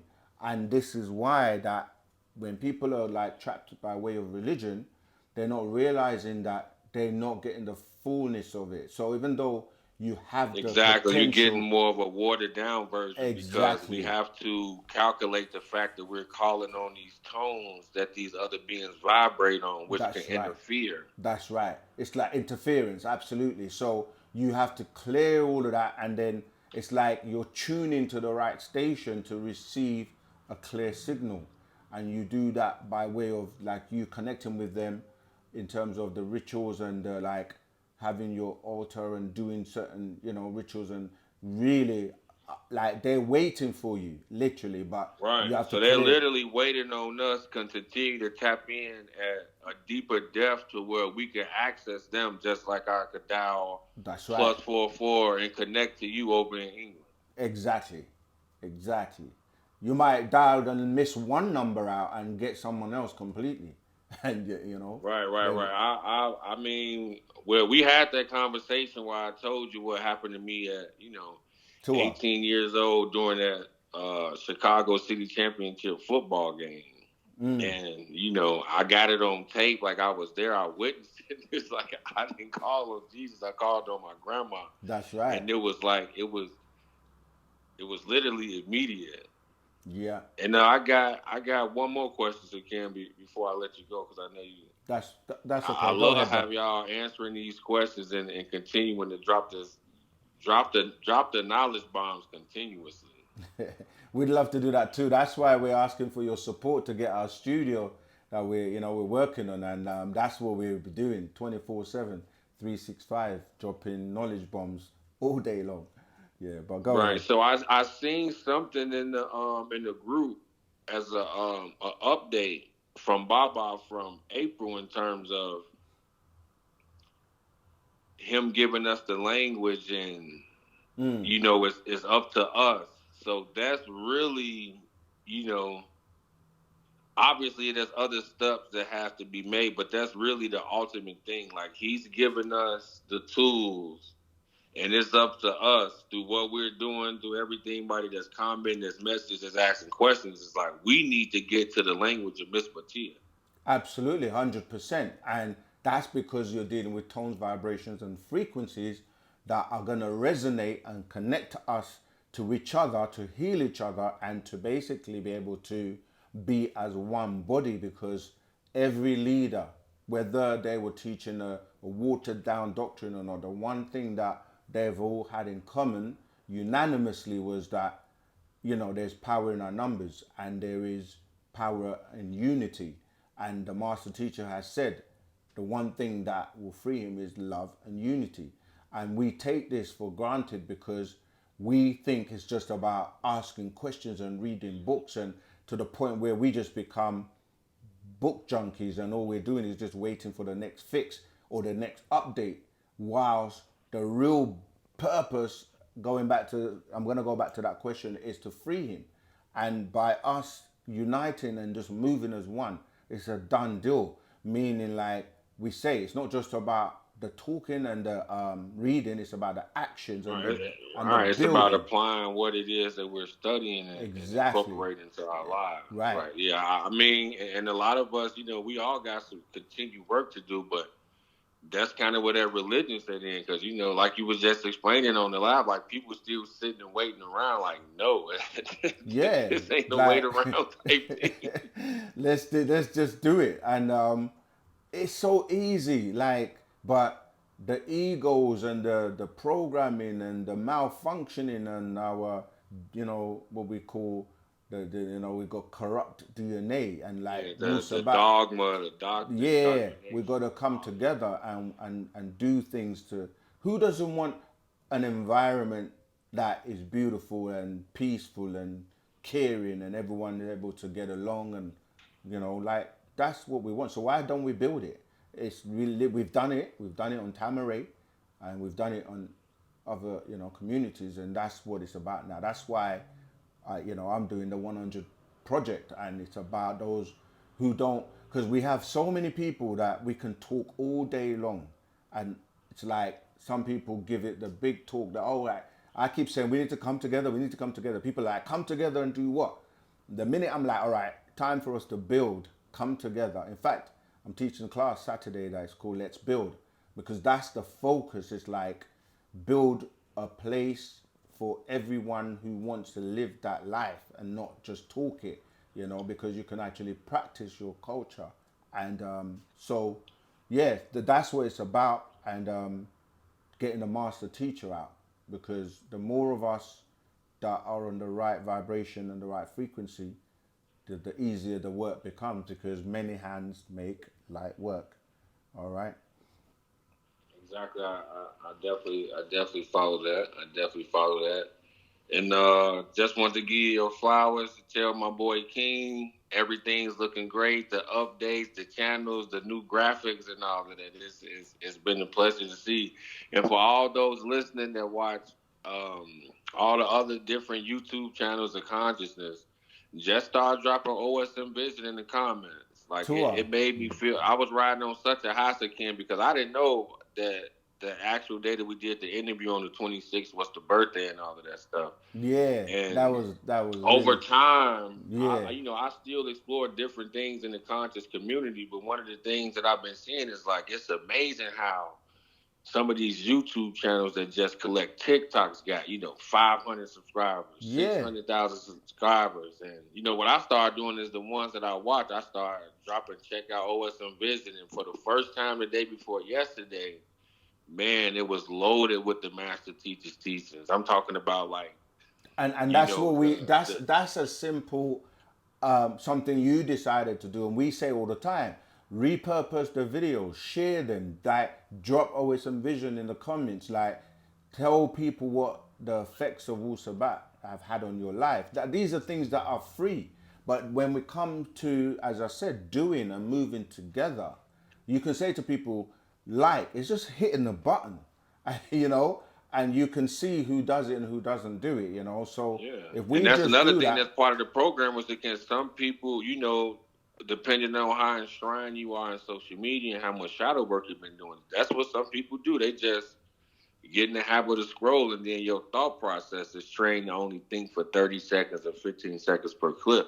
So I just think it's important for, especially for us, the people that's calling in, is just to share, because a lot of people who don't do the actual research still get the watered down version of who Dr. Popular, who Baba really is. They get like the internet version. that's right. And if you only typing in the videos that first pop up, it's meant to confuse you, because they gonna show you the first 3 videos, them talking Right. Christian, Arabic, and something else, and that's by design. That's meant to confuse you. So I think that the more testimonies that we get and the more people that we, because the Telegram group and the way you all are communicating, the way you can research, I mean, it's self-explanatory. It's like, what more else do you need to see? What more proof? I think that on the outside, for the people who trying to come in, I think that because they haven't actually went to the Sabian website or looked at the books or actually looked at the Yeah, you're right. time that he wrote the books, like, bro, this stuff is literally at this point, a lot of this stuff is like 50 years old, and I'm That's starting to right. discover like That's 50 years right. old, 40 years old. So you Yeah. got people who, like how you say, y'all been following them all this time, like, not to say that it's discredited or it doesn't mean nothing. It's just that it's so, been addressed by the master teacher. So it's like, Yeah, learn a it, lot of them are just explore like, it, but yeah, Johnny just come lately, and like you say, it's about we encourage people to go to the stores, talk to people, because like you say, like social media and the internet can have information that is distorted or outdated or so old. So you have to definitely don't rely on the algorithm.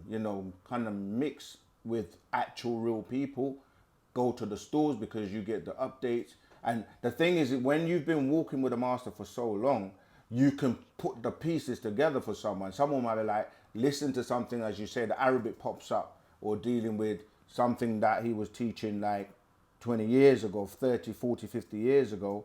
And and then we're like, okay, now that's outdated. So you have to be able to connect the dots between the old information and the current information, and you're not going to know that how to do that if you the haven't been Parcharax, the way it, like, now that I've been enshrining myself more into it, I see that he laid this all out right. the way he did for a reason. Absolutely, absolutely. All right, my brother, I've got to get through some more questions, but as usual, pleasure. I appreciate, love your call. But yeah, everyone who's listening, follow his example. Drop OSM Vision in the different social media groups, and like, share, subscribe. Help us to help you to help us. All right, let's get back to the question. Wadu Zaman is gone, yeah? Okay. Breeze from Power OSM. I will definitely do that. It's been another voicemail. No, I said you got a lot to Yeah, I've got to try and run through these now. Do that. It's been in the back of my mind for years. Absolutely. Thornton Mellon. What is the diet of a member of Wu-Sabat? Again, this is a member of Wu-Sabat, we don't know what everyone is doing in their houses and like what diets they're following. Like we get guidelines. A master teacher tells us, this is what you should eat. Oh, we got a call. All right, caller, what's your name? Where you calling from, and what's your question, please?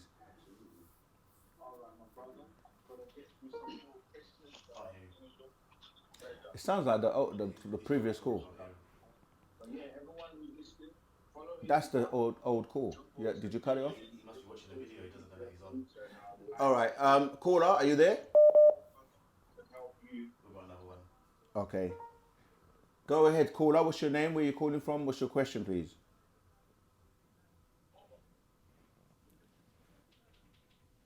Okay, I think we've lost him or her. Okay, so Thornton Mellon, I'm just saying the diet is a guideline, and a member of Wu-Sabat, we don't know. Say someone on the call because I'm hearing the delay in the playback. This is what you should eat. But this. Hello, can you hear me? Yeah, Rahul back. Please, can you turn the volume down on the recording or mute it? Okay, I'm turning it down now. All right, yeah, we're just getting the echo, that's why. All right, Rahubat Zamal Tak. Okay, can you hear me now? Tua, I can.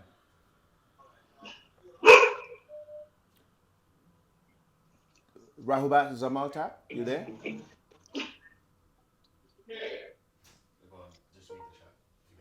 All right, we're going to come back to your call if you call back because we've lost you. But yeah, the diet of a member of Wu-Sabat is really no blood meat, no meat or anything with parents. Avoid things that are processed. So that would be a lot of white stuff, white flour, white sugar, white rice, etc., etc. In fact, rice itself, because it's starchy, the starch becomes glucose. Sugar and salt are one of the worst addictions that people have. And lots of water, green fruits, veg for both male and female, but more so for the female. Red things for the male, beetroot, because that it has a high concentration of nitric oxide.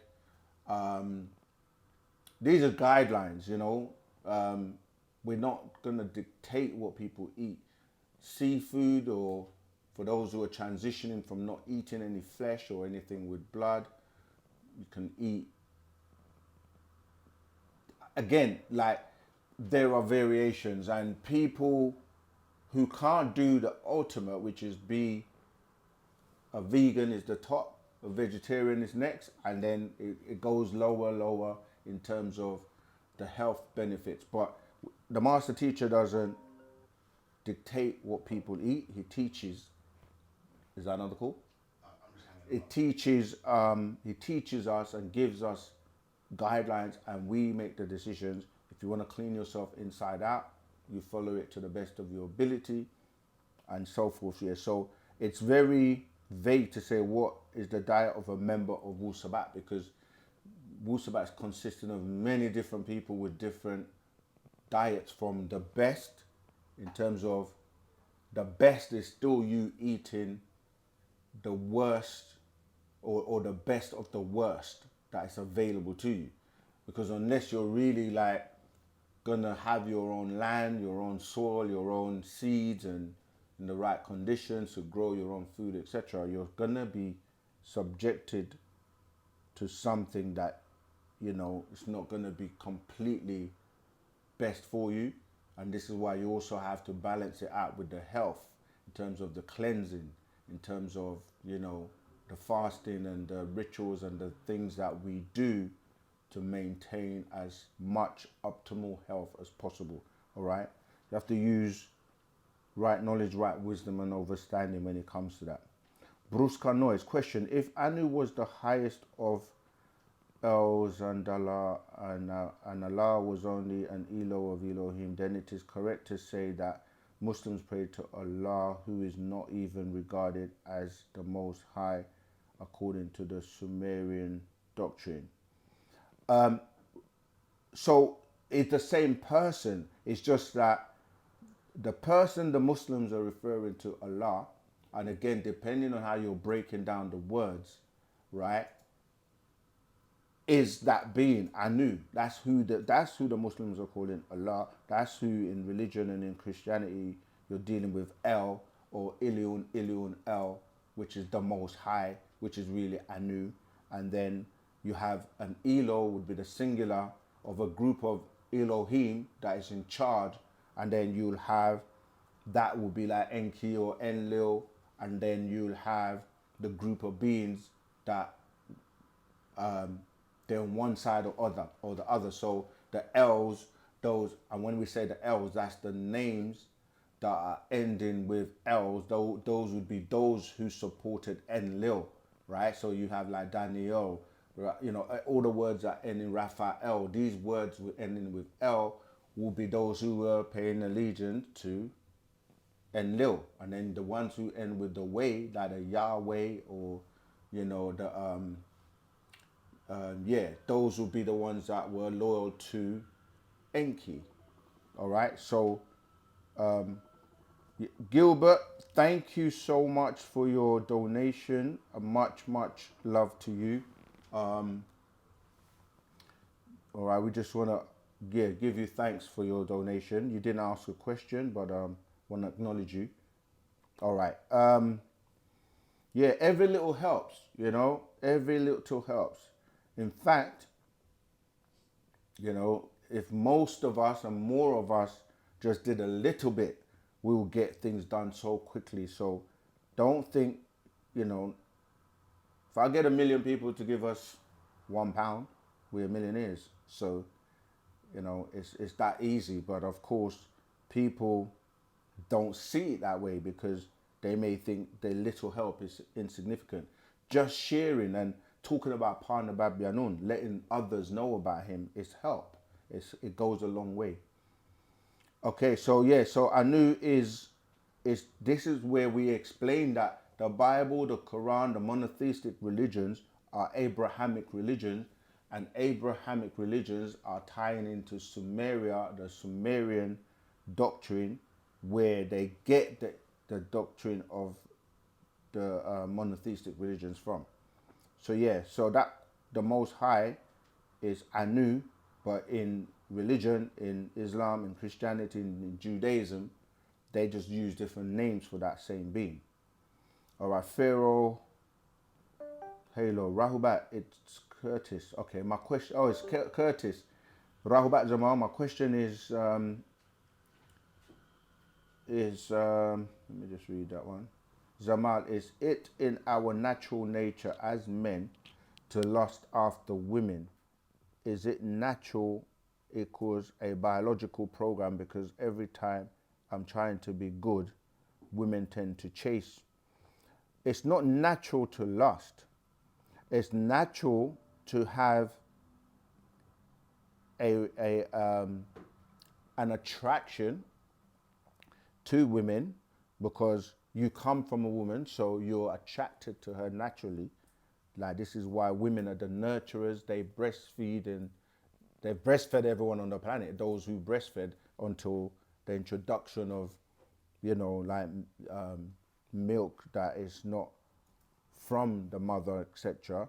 But it's the lust element is where the problem is, because that's when you're now not in control.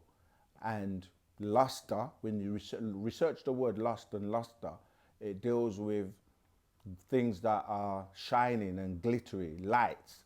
This is how, you know, the quote unquote devil is able to attract people by the shining and the glitter, where the term, not everything that glitters is gold. Because light, when you really go into it, light came from darkness, because they tell you in the Bible, God said, let there be light. So the state of peace and tranquility and peace is in darkness. That's why till this day, you turn off all the lights to be in a peaceful state when you go to sleep. And the child is grown in the womb in darkness, right? You have levels of darkness. And so the light is a way to distract you and to create chaos. Because if you have a baby where a baby is not aware of the value of, let's say, money, right? If you put a $50 or $100 or £20 note, which is made out of paper, in front of a baby, and you put a really shiny gold coin, in the UK we will say a pound, the baby will draw and be attracted to the shiny, glittery pound coin, even though that's only worth £1 compared to, say, the £20. That's to show you how the glitter and the glamour is what attracts people. The bright city lights, people being promised fame and fortune in the cities, because the cities were where you would mostly get jobs. And it goes all the way into the stars, to becoming a star, because a star is light when you look at stars, right? And stars are born out of darkness. So this star becoming a Hollywood star or an entertainment star to get your star on the Walk of Fame in Hollywood is a distraction, a trap, because when you start looking at stars and 6 ether, the 6-pointed star and the 5-pointed star, this is how people get bamboozled or get distracted from their purpose, and they chase what should be what we would call a hobby, and they make it into what they think is a career. But it never lasts, because you can only do it up until a certain point. But of course, the monetary aspect is what you're attracted to. So you're offered money to what? Sell your real soul for material and riches. And then the Bible and the Quran and these religious books says, what profits a man to gain the whole world but to lose their soul? You see, so that's a deep question. But yeah, so the luster and the lust is how people get they get distracted and then taken off the path of being right. Okay, cool. Right, let's move on to the next one. Yeah, I hope you are watching and you're telling us where you're watching from and sharing, and we want to know how we're reaching the world. You know, Wu-Sabat to the world. All right, let's go on. All right, this is going to be, you heard of speed dating, right? This is going to be speed answering questions. Dolores Canu, I think her name is, she does hypnosis for USA Army, I believe. All right, that's just adding to what I was saying about hypnotic regression. Check her out. Mark, yeah, we always encourage people to do research, study other people and learn, but address the questions you have for what they're teaching or promoting to them, because we do the same for what we teach. So let other people be held accountable for what they teach. Okay, first NTR. My question, if terrestrial means pertaining to Earth, then surely extraterrestrial means more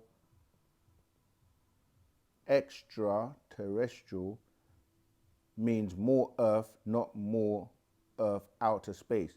I see the logic in terms of, but you're looking at it the other way around. I hear what you're saying in terms of more terrain or more, but no, it's the word extra in this case is saying it's from somewhere else or extra to this plane. But it's a good point, but that's not what it means when you break down the words. Yeah. Yeah, it's something extra to here that's not from here.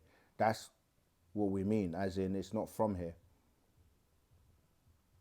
Let's keep going. Okay, let's keep going. Thornton Mellon, What is the difference between Ansar, Allah, Nubian, Islamic Hebrew, Nuwapu, Wu-Sabat, and right knowledge? Are they the same or different? Okay, they're different but connected. So we went through different schools when we were being taught the school of religion or Abrahamianism, and then during those schools, for example, when we had communities, and so Ansar Allah was the name that was given to the community when we were going through the school that you might refer to as Islam. But at the same time, we changed names as we were progressing. So, and you have to also break down the words individually as what they mean, right? So, Nubian Islamic Hebrew was, again, that name, right? You can see the word Nubian because we always, even though we were practicing Islam, we were practicing a version of Islam that tied us back to Nubia, to the Sudan, to the Mahdi, to, you know. So those words were always going to be tying us back to who we really are as Nubians, or really Nubons, but the term most people got familiar with was Nubian, right? So we were still saying that Islamic Hebrew, because the Hebrew, again, we were walking backwards. Nuwapu is the science of sound right reasoning, okay? And Wu-Sabat is like now where we are, because you have in Nuwapu, you have different stages as well, like Asanupu, Nabanupu, and Wu-Nuwapu, okay? Which is the science. Wu-Sabat is the actual culture that puts everything together. And when you say right knowledge is because you have wrong knowledge and you have right knowledge. And we teach right knowledge. Okay, so because of time, I'm trying to go through them quickly, but yeah, they're different, but they relate because we walked through the schools of religion and then came back to our culture of Wu-Sabat. All right, Old Man Tog. I would like to know why these ancients from everyone's beliefs does not walk among us today. What happened to them, or is there any written word about why they no longer here in the open? When you say these ancients, yeah, you said I'd like to know why these ancients. I don't know which ancients you're referring to, but if you're talking about our ancestors, it's because they've evolved, that we are evolving, and they've moved on to different, and they still do walk amongst us. We are their children, we are them, and depends who you're talking about, but I'm just going by what you've said. You just said ancients. You have beings that are walking amongst us, camouflaging, etc., shape-shifting, and they are here, but they are here in the open. You just got to be able to know and recognize them. All right, let's keep going. DB, Rahubat, how do we protect ourselves from CRISPR and Cas9? What's Dr. York's scroll prevention on gene tampering for good or bad? We protect ourselves by being in Wu-Sabat and practicing our culture, and that's how you're protected. But obviously, there are many scrolls that go into that and the rituals and things that we do. But that's also part of the reason why we need to come together and work together in communities, because you're easy pickings when you have no backative, as we like to say, like you have no one to kind of like work with you. So yeah, it's about being in unity with those of like mind and working together. All right. Okay, I'm going to try and speed through these as much as I can. And again, working together, and how do you do that? If you would like to know more, then again, we keep expressing that you should come closer, go to your nearest bookstores, interact, and I'm posting the link in the chat again about the project that we're working on.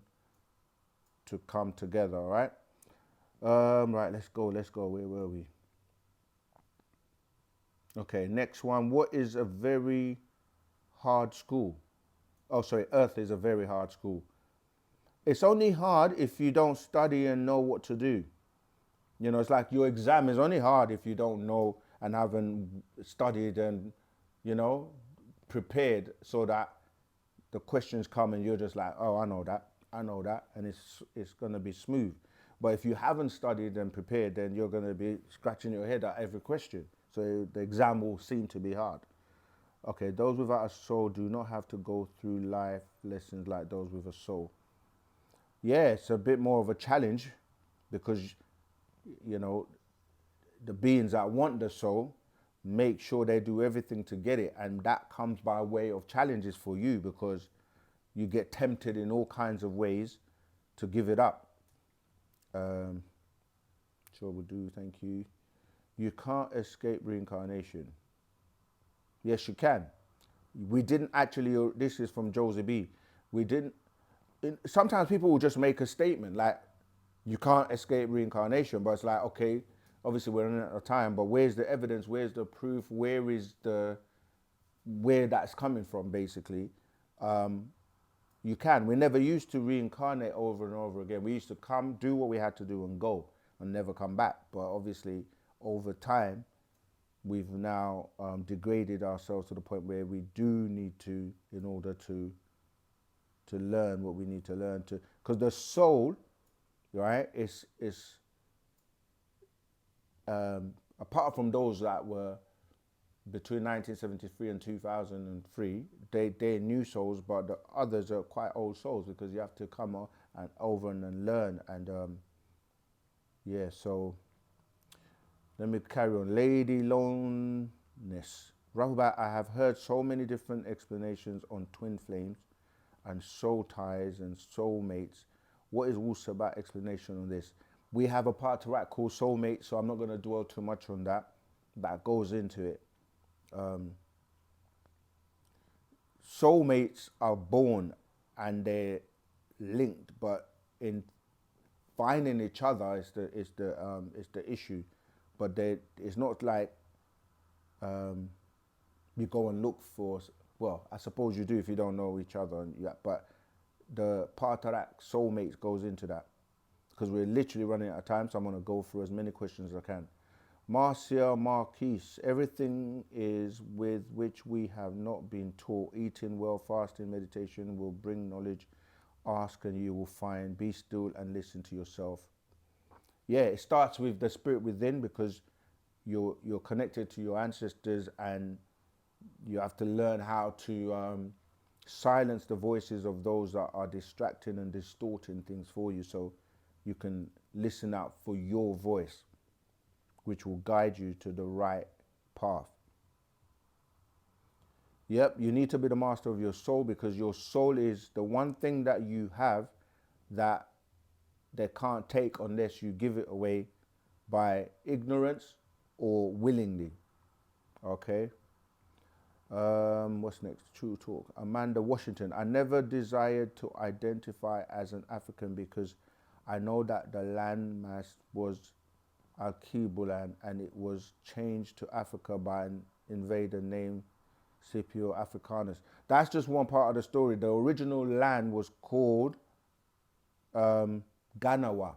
That's what it was called. Alkebulan is again one of these terms that we have been led to think it's original, but if you study the word, it's not, and it's also a mixture. There are many words that have been used for the planet and for the people called Africa, and we were known as Nuwapians, to be honest. But again, that's why we're going back full circles to being Nuwapians. All right, let's keep going. You have to break the words down as well. What does it mean? Great answer for the present and future. The generator versus the regurgitator. Thank you. That's from DB as well. True talk. Ashe. Michael, marvelous motivation. I'm a Christian, just like what Doc was teaching when he was locked up. On the tape, he said he was cool with Egypt, but Jesus came to him and said, get it together, 96. Yeah, that's old information. And yeah, during that time when we were teaching, but the thing is, when you say I'm a Christian, that word is not what we use. He used the word karast, okay? Not Christian. But of course, when you're explaining things to people that are in Christianity or in Christian, and they're using the word Christian, you use terms that people are familiar with. But the word we used was karast, and the word Christian was coined up because, you know, they were talking about someone that was anointed, known as a Messiah, right? That's what the word anointed means, or the word Messiah means anointed. And then they said, we have found a Messiah who's been interpreted the Christ, okay? So that was, again, 96, we're in 2025, and we've now moved on from that. When you say which Jesus we're talking about, there are different types of Jesus. People don't know that. It was like our Jesus, or the person you're calling Jesus is Hara from, you know, ancient Egypt, which is why everybody ties into Egypt and in the monotheistic religion. So the word is Karast, or not really Christian, all right? So you need to come up to date and become a part of Wu-Sabat. Be a Sabian or Nuwapian, all right? Again, one more time, if you don't mind helping us by answering, where are you in the world right now? Like, where are you from? The Caribbean, USA, Africa, Asia, where are you chiming in from? Okay, let's see if we've got more questions. Regarding soulmates, Yep. Mira just said, aren't soulmates based on astrology? No, they're not. They're not, because astrology is just something that was coined. So you have astronomy and astrology, which is really looking at and dealing with the motions of the stars and the sun, etc., coming really from our ancient science, with the Dendera dealing with the energies of certain alignments and things like that, dealing with solar biology, which became lunar astronomy, okay? But astrology is the study of the planetary bodies and the stars and so forth and so forth. So it's really, you want to study solar biology. Solar related to the sun, biology related to the biochemistry of how it affects your being. Mycelium Williams. This seems like Jehovah Witness all over again. Purchase all the books. No, listen, nothing like Jehovah's Witness. It doesn't even make, the title doesn't even make sense. There's no such word as Jehovah for a start. There's no J's or V's in Hebrews. And how can somebody be a witness for Jehovah? To be a witness meaning that you watch a crime and you're a witness. You can't be a witness for Jehovah, all right? And it's not about purchasing the books. You don't have to purchase any books at all. It's up to you. Like, if you don't want to study, don't study. If you don't want to buy books or read the books, don't. You know, it's up to you. But those who are reading know the benefits. We could, if we had the opportunity to be in a position which the master used to do, which is be economically sound and have so many books printed that we could literally give them away for free.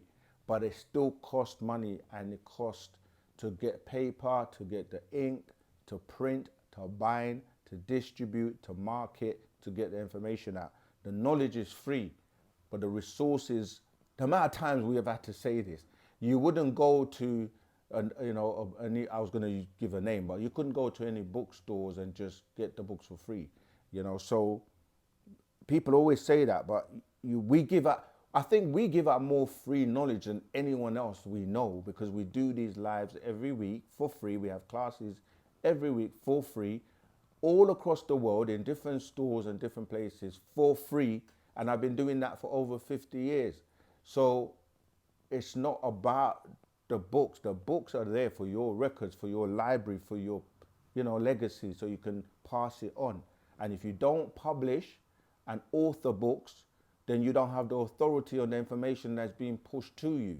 So somebody has to have records, or else you're just going to read the Bible and the Quran, which somebody else is producing, distorting the truth and giving you lies and then trapping you in six ether forces. So it's your choice.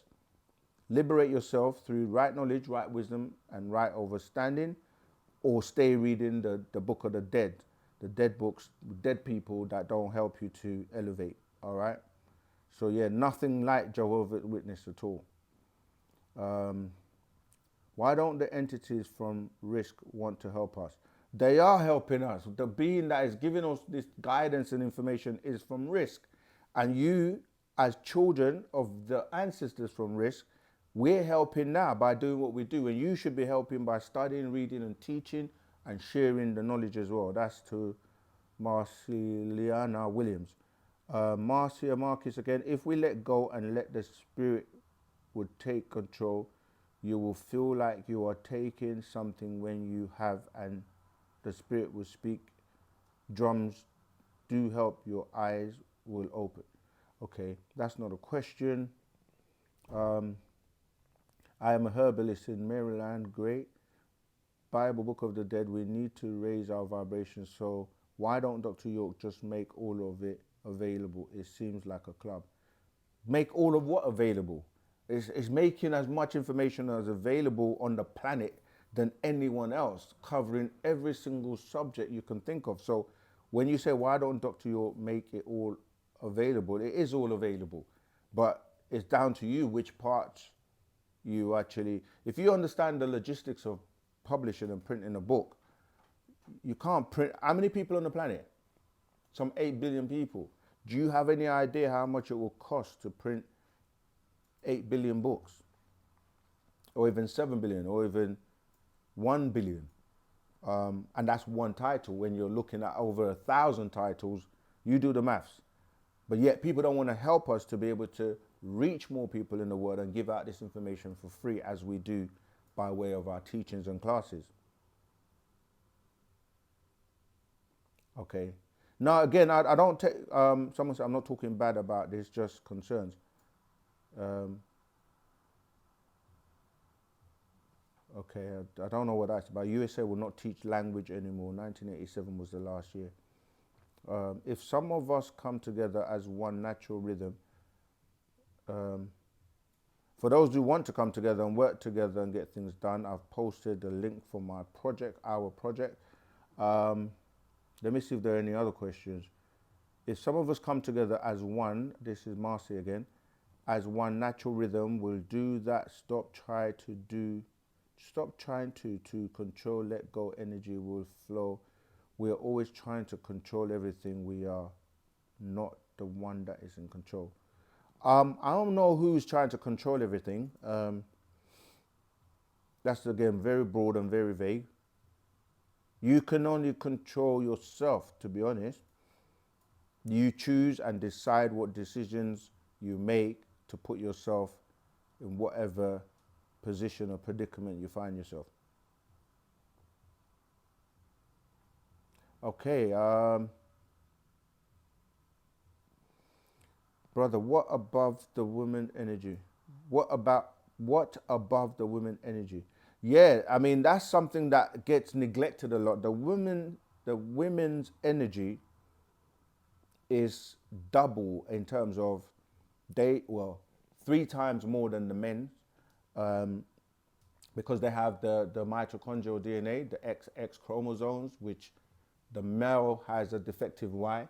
And so the doctrine, this doctrine is really for the females, or the sacred feminine. And the more of you wake up and start to kind of take your rightful place, the better off we are, because you are the future and this doctrine is yours. But we're supposed to work together, left and right brain, and working together to, like the master put it like this: men in front, the rabbis, the ministers, the preachers, the presidents, the prime ministers, the deacons, the popes, they have been responsible as men. We have been responsible for the conditions and the states that we find ourselves. Now is the woman's turn to show us how it's done. And he put it like, you can't box with one hand tied behind your back, meaning male and female, both hands, both brains have to work together in unison to achieve more. Whereas in the past, the women have been suppressed. And religion does the worst job in, giving women that power to be who they really are, because it's like, walk behind, stay behind, cover yourself up. Do you know what I'm saying? You can't lead the congregation, etc., etc. So Wu-Sabat liberates the sacred feminine and the women who choose to apply it in their lives, all right? Are they responding to chat? I am 55, left the program at 26. I knew something was wrong. I could step foot in the church. I think that's couldn't step foot in the church. Okay, keep going. How does one find their soul? Okay, we covered that. I want to know how plasma energy and radio waves work. Again, we don't have that much time, but it's dealing with vibrations and frequency.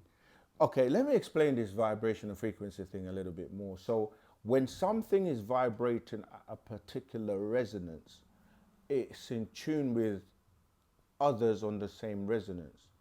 And what that literally means is that you become that which that is. So if, another way of putting it, if you're water and you're in water, you become one.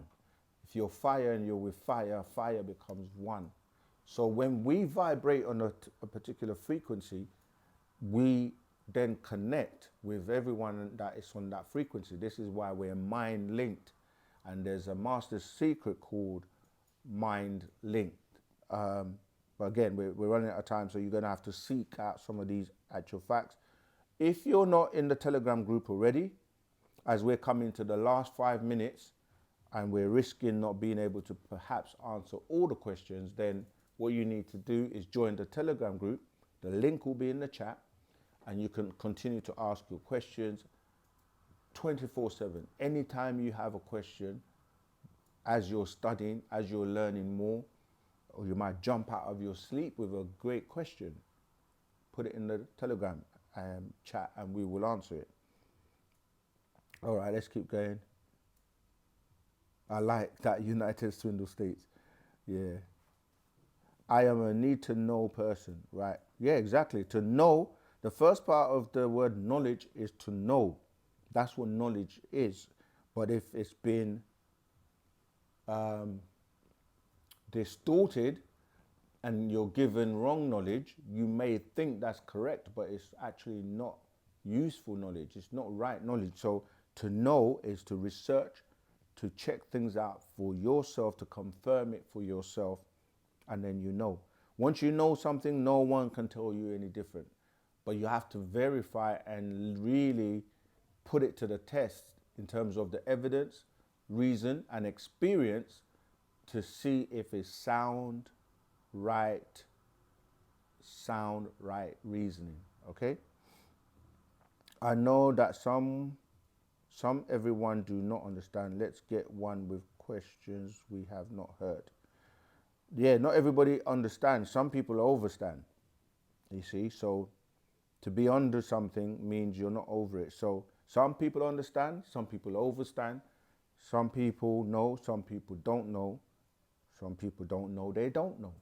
So we're here to clear it all up by way of Wu-Sabat, as given to us and taught to us by Partner Babianu and Dr. Malachi Z.K. York. Okay, let's keep going. The Most Honorable Elijah Muhammad taught a lot of the same information regarding the origins of white race. There's no such thing as a white race. And what the Honorable Elijah Muhammad was teaching, a lot of it was incorrect information because he didn't know the language and he didn't have all the information. So he taught some information, good information, but he couldn't take it all the way because he didn't have the language, and what he taught was to lead you up onto the master teacher, one who comes along to make those lessons even clearer than the ones that he taught, you know. So when he's talking about Yaqub, and he's talking about the mother plane and talking about certain things that the master teacher upon the Babylonian has come along to clarify even more. He put the lessons back together in their, you know, in the pristine order. And there's something, if I have time, I'm trying to find to read for you, that actually deals with what your question is referring to. All right, I'm gonna see if I can. It's quite short, so if I can find it quickly, I will read it. Because in fact, it's from the I think it's from the book called The Proverbs of Yanun. So if you don't have that, see if you can get hold of that. Oh, here we go. I found it. I'm going to read from.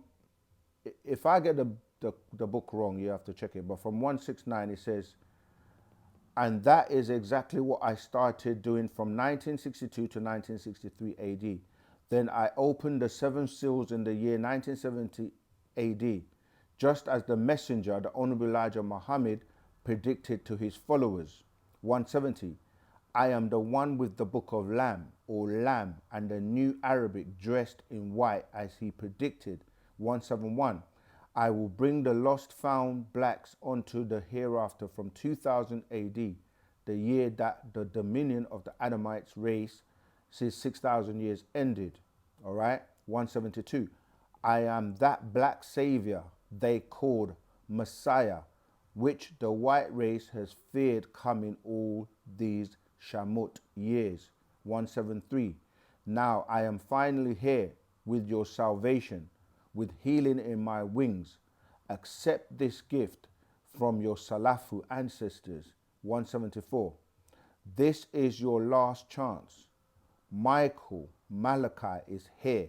175. The last 6,000 years from Tammuz, the 6th 3761 BCE, was the last of the 4, making it the end of planet Earth's quarantine of 24,000 years, which begins the next 24,000 year cycle as the race of devils will be removed off the planet in our own good time.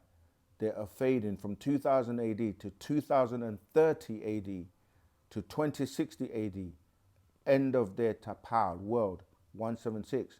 And from 2000 AD, which is 6000 AC, yeah, which is AC's or Adam's calendar, you are now writing the next 24,000 years, our story. 177. First things first, I must break the Hajar Shalel, the Takul, the spell of ignorance that you are under, and regrow your Barathri Ghatat gland in your submental under your chin. All right, so that's a quick to tie in with the Honorable Elijah Muhammad questions.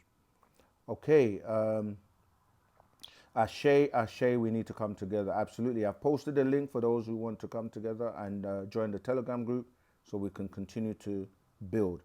Thanks for the update. Always a pleasure. As usual, we give a shook to you all. Coming to see you in London. All right. Many people say it, we don't see them, but we look forward to seeing you, Marcia. I am here. Music world creates music. Okay. All right. I think we need 2 more likes to get 100. We need 2 more likes to get 100. Now, let's see some of you show us some love. Our shook, divine love, and give us 2 more likes, and we will be there. Okay? All right. Gilbert, thank you again for your donation. Appreciate love. Question, Albert Pike letter to Mazzini, how does that affect us? All right. Grab hold of the book called History, right?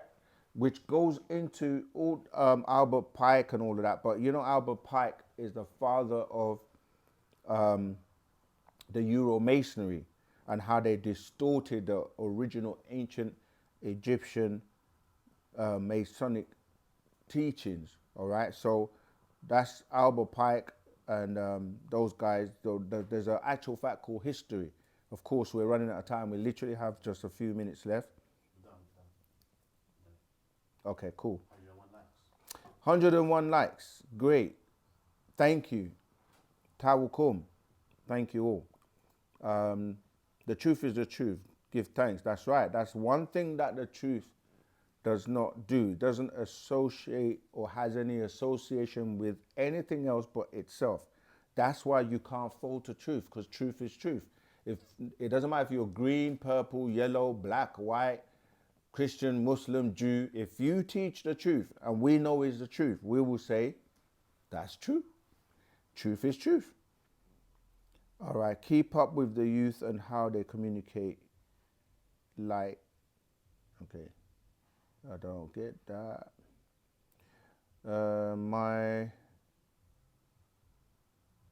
I don't get that. Author to control or energy. It's the less of us that will be seen as the Most High. People were making statements, but like, okay, where does that come from? If that's just from you, a figment of your imagination, and that's what you think, that's your opinion. You know, we respect everyone's opinion, but we want to stay on actual facts and evidence-based, you know.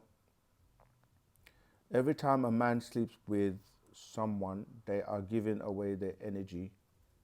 Claim it for yourself, young man.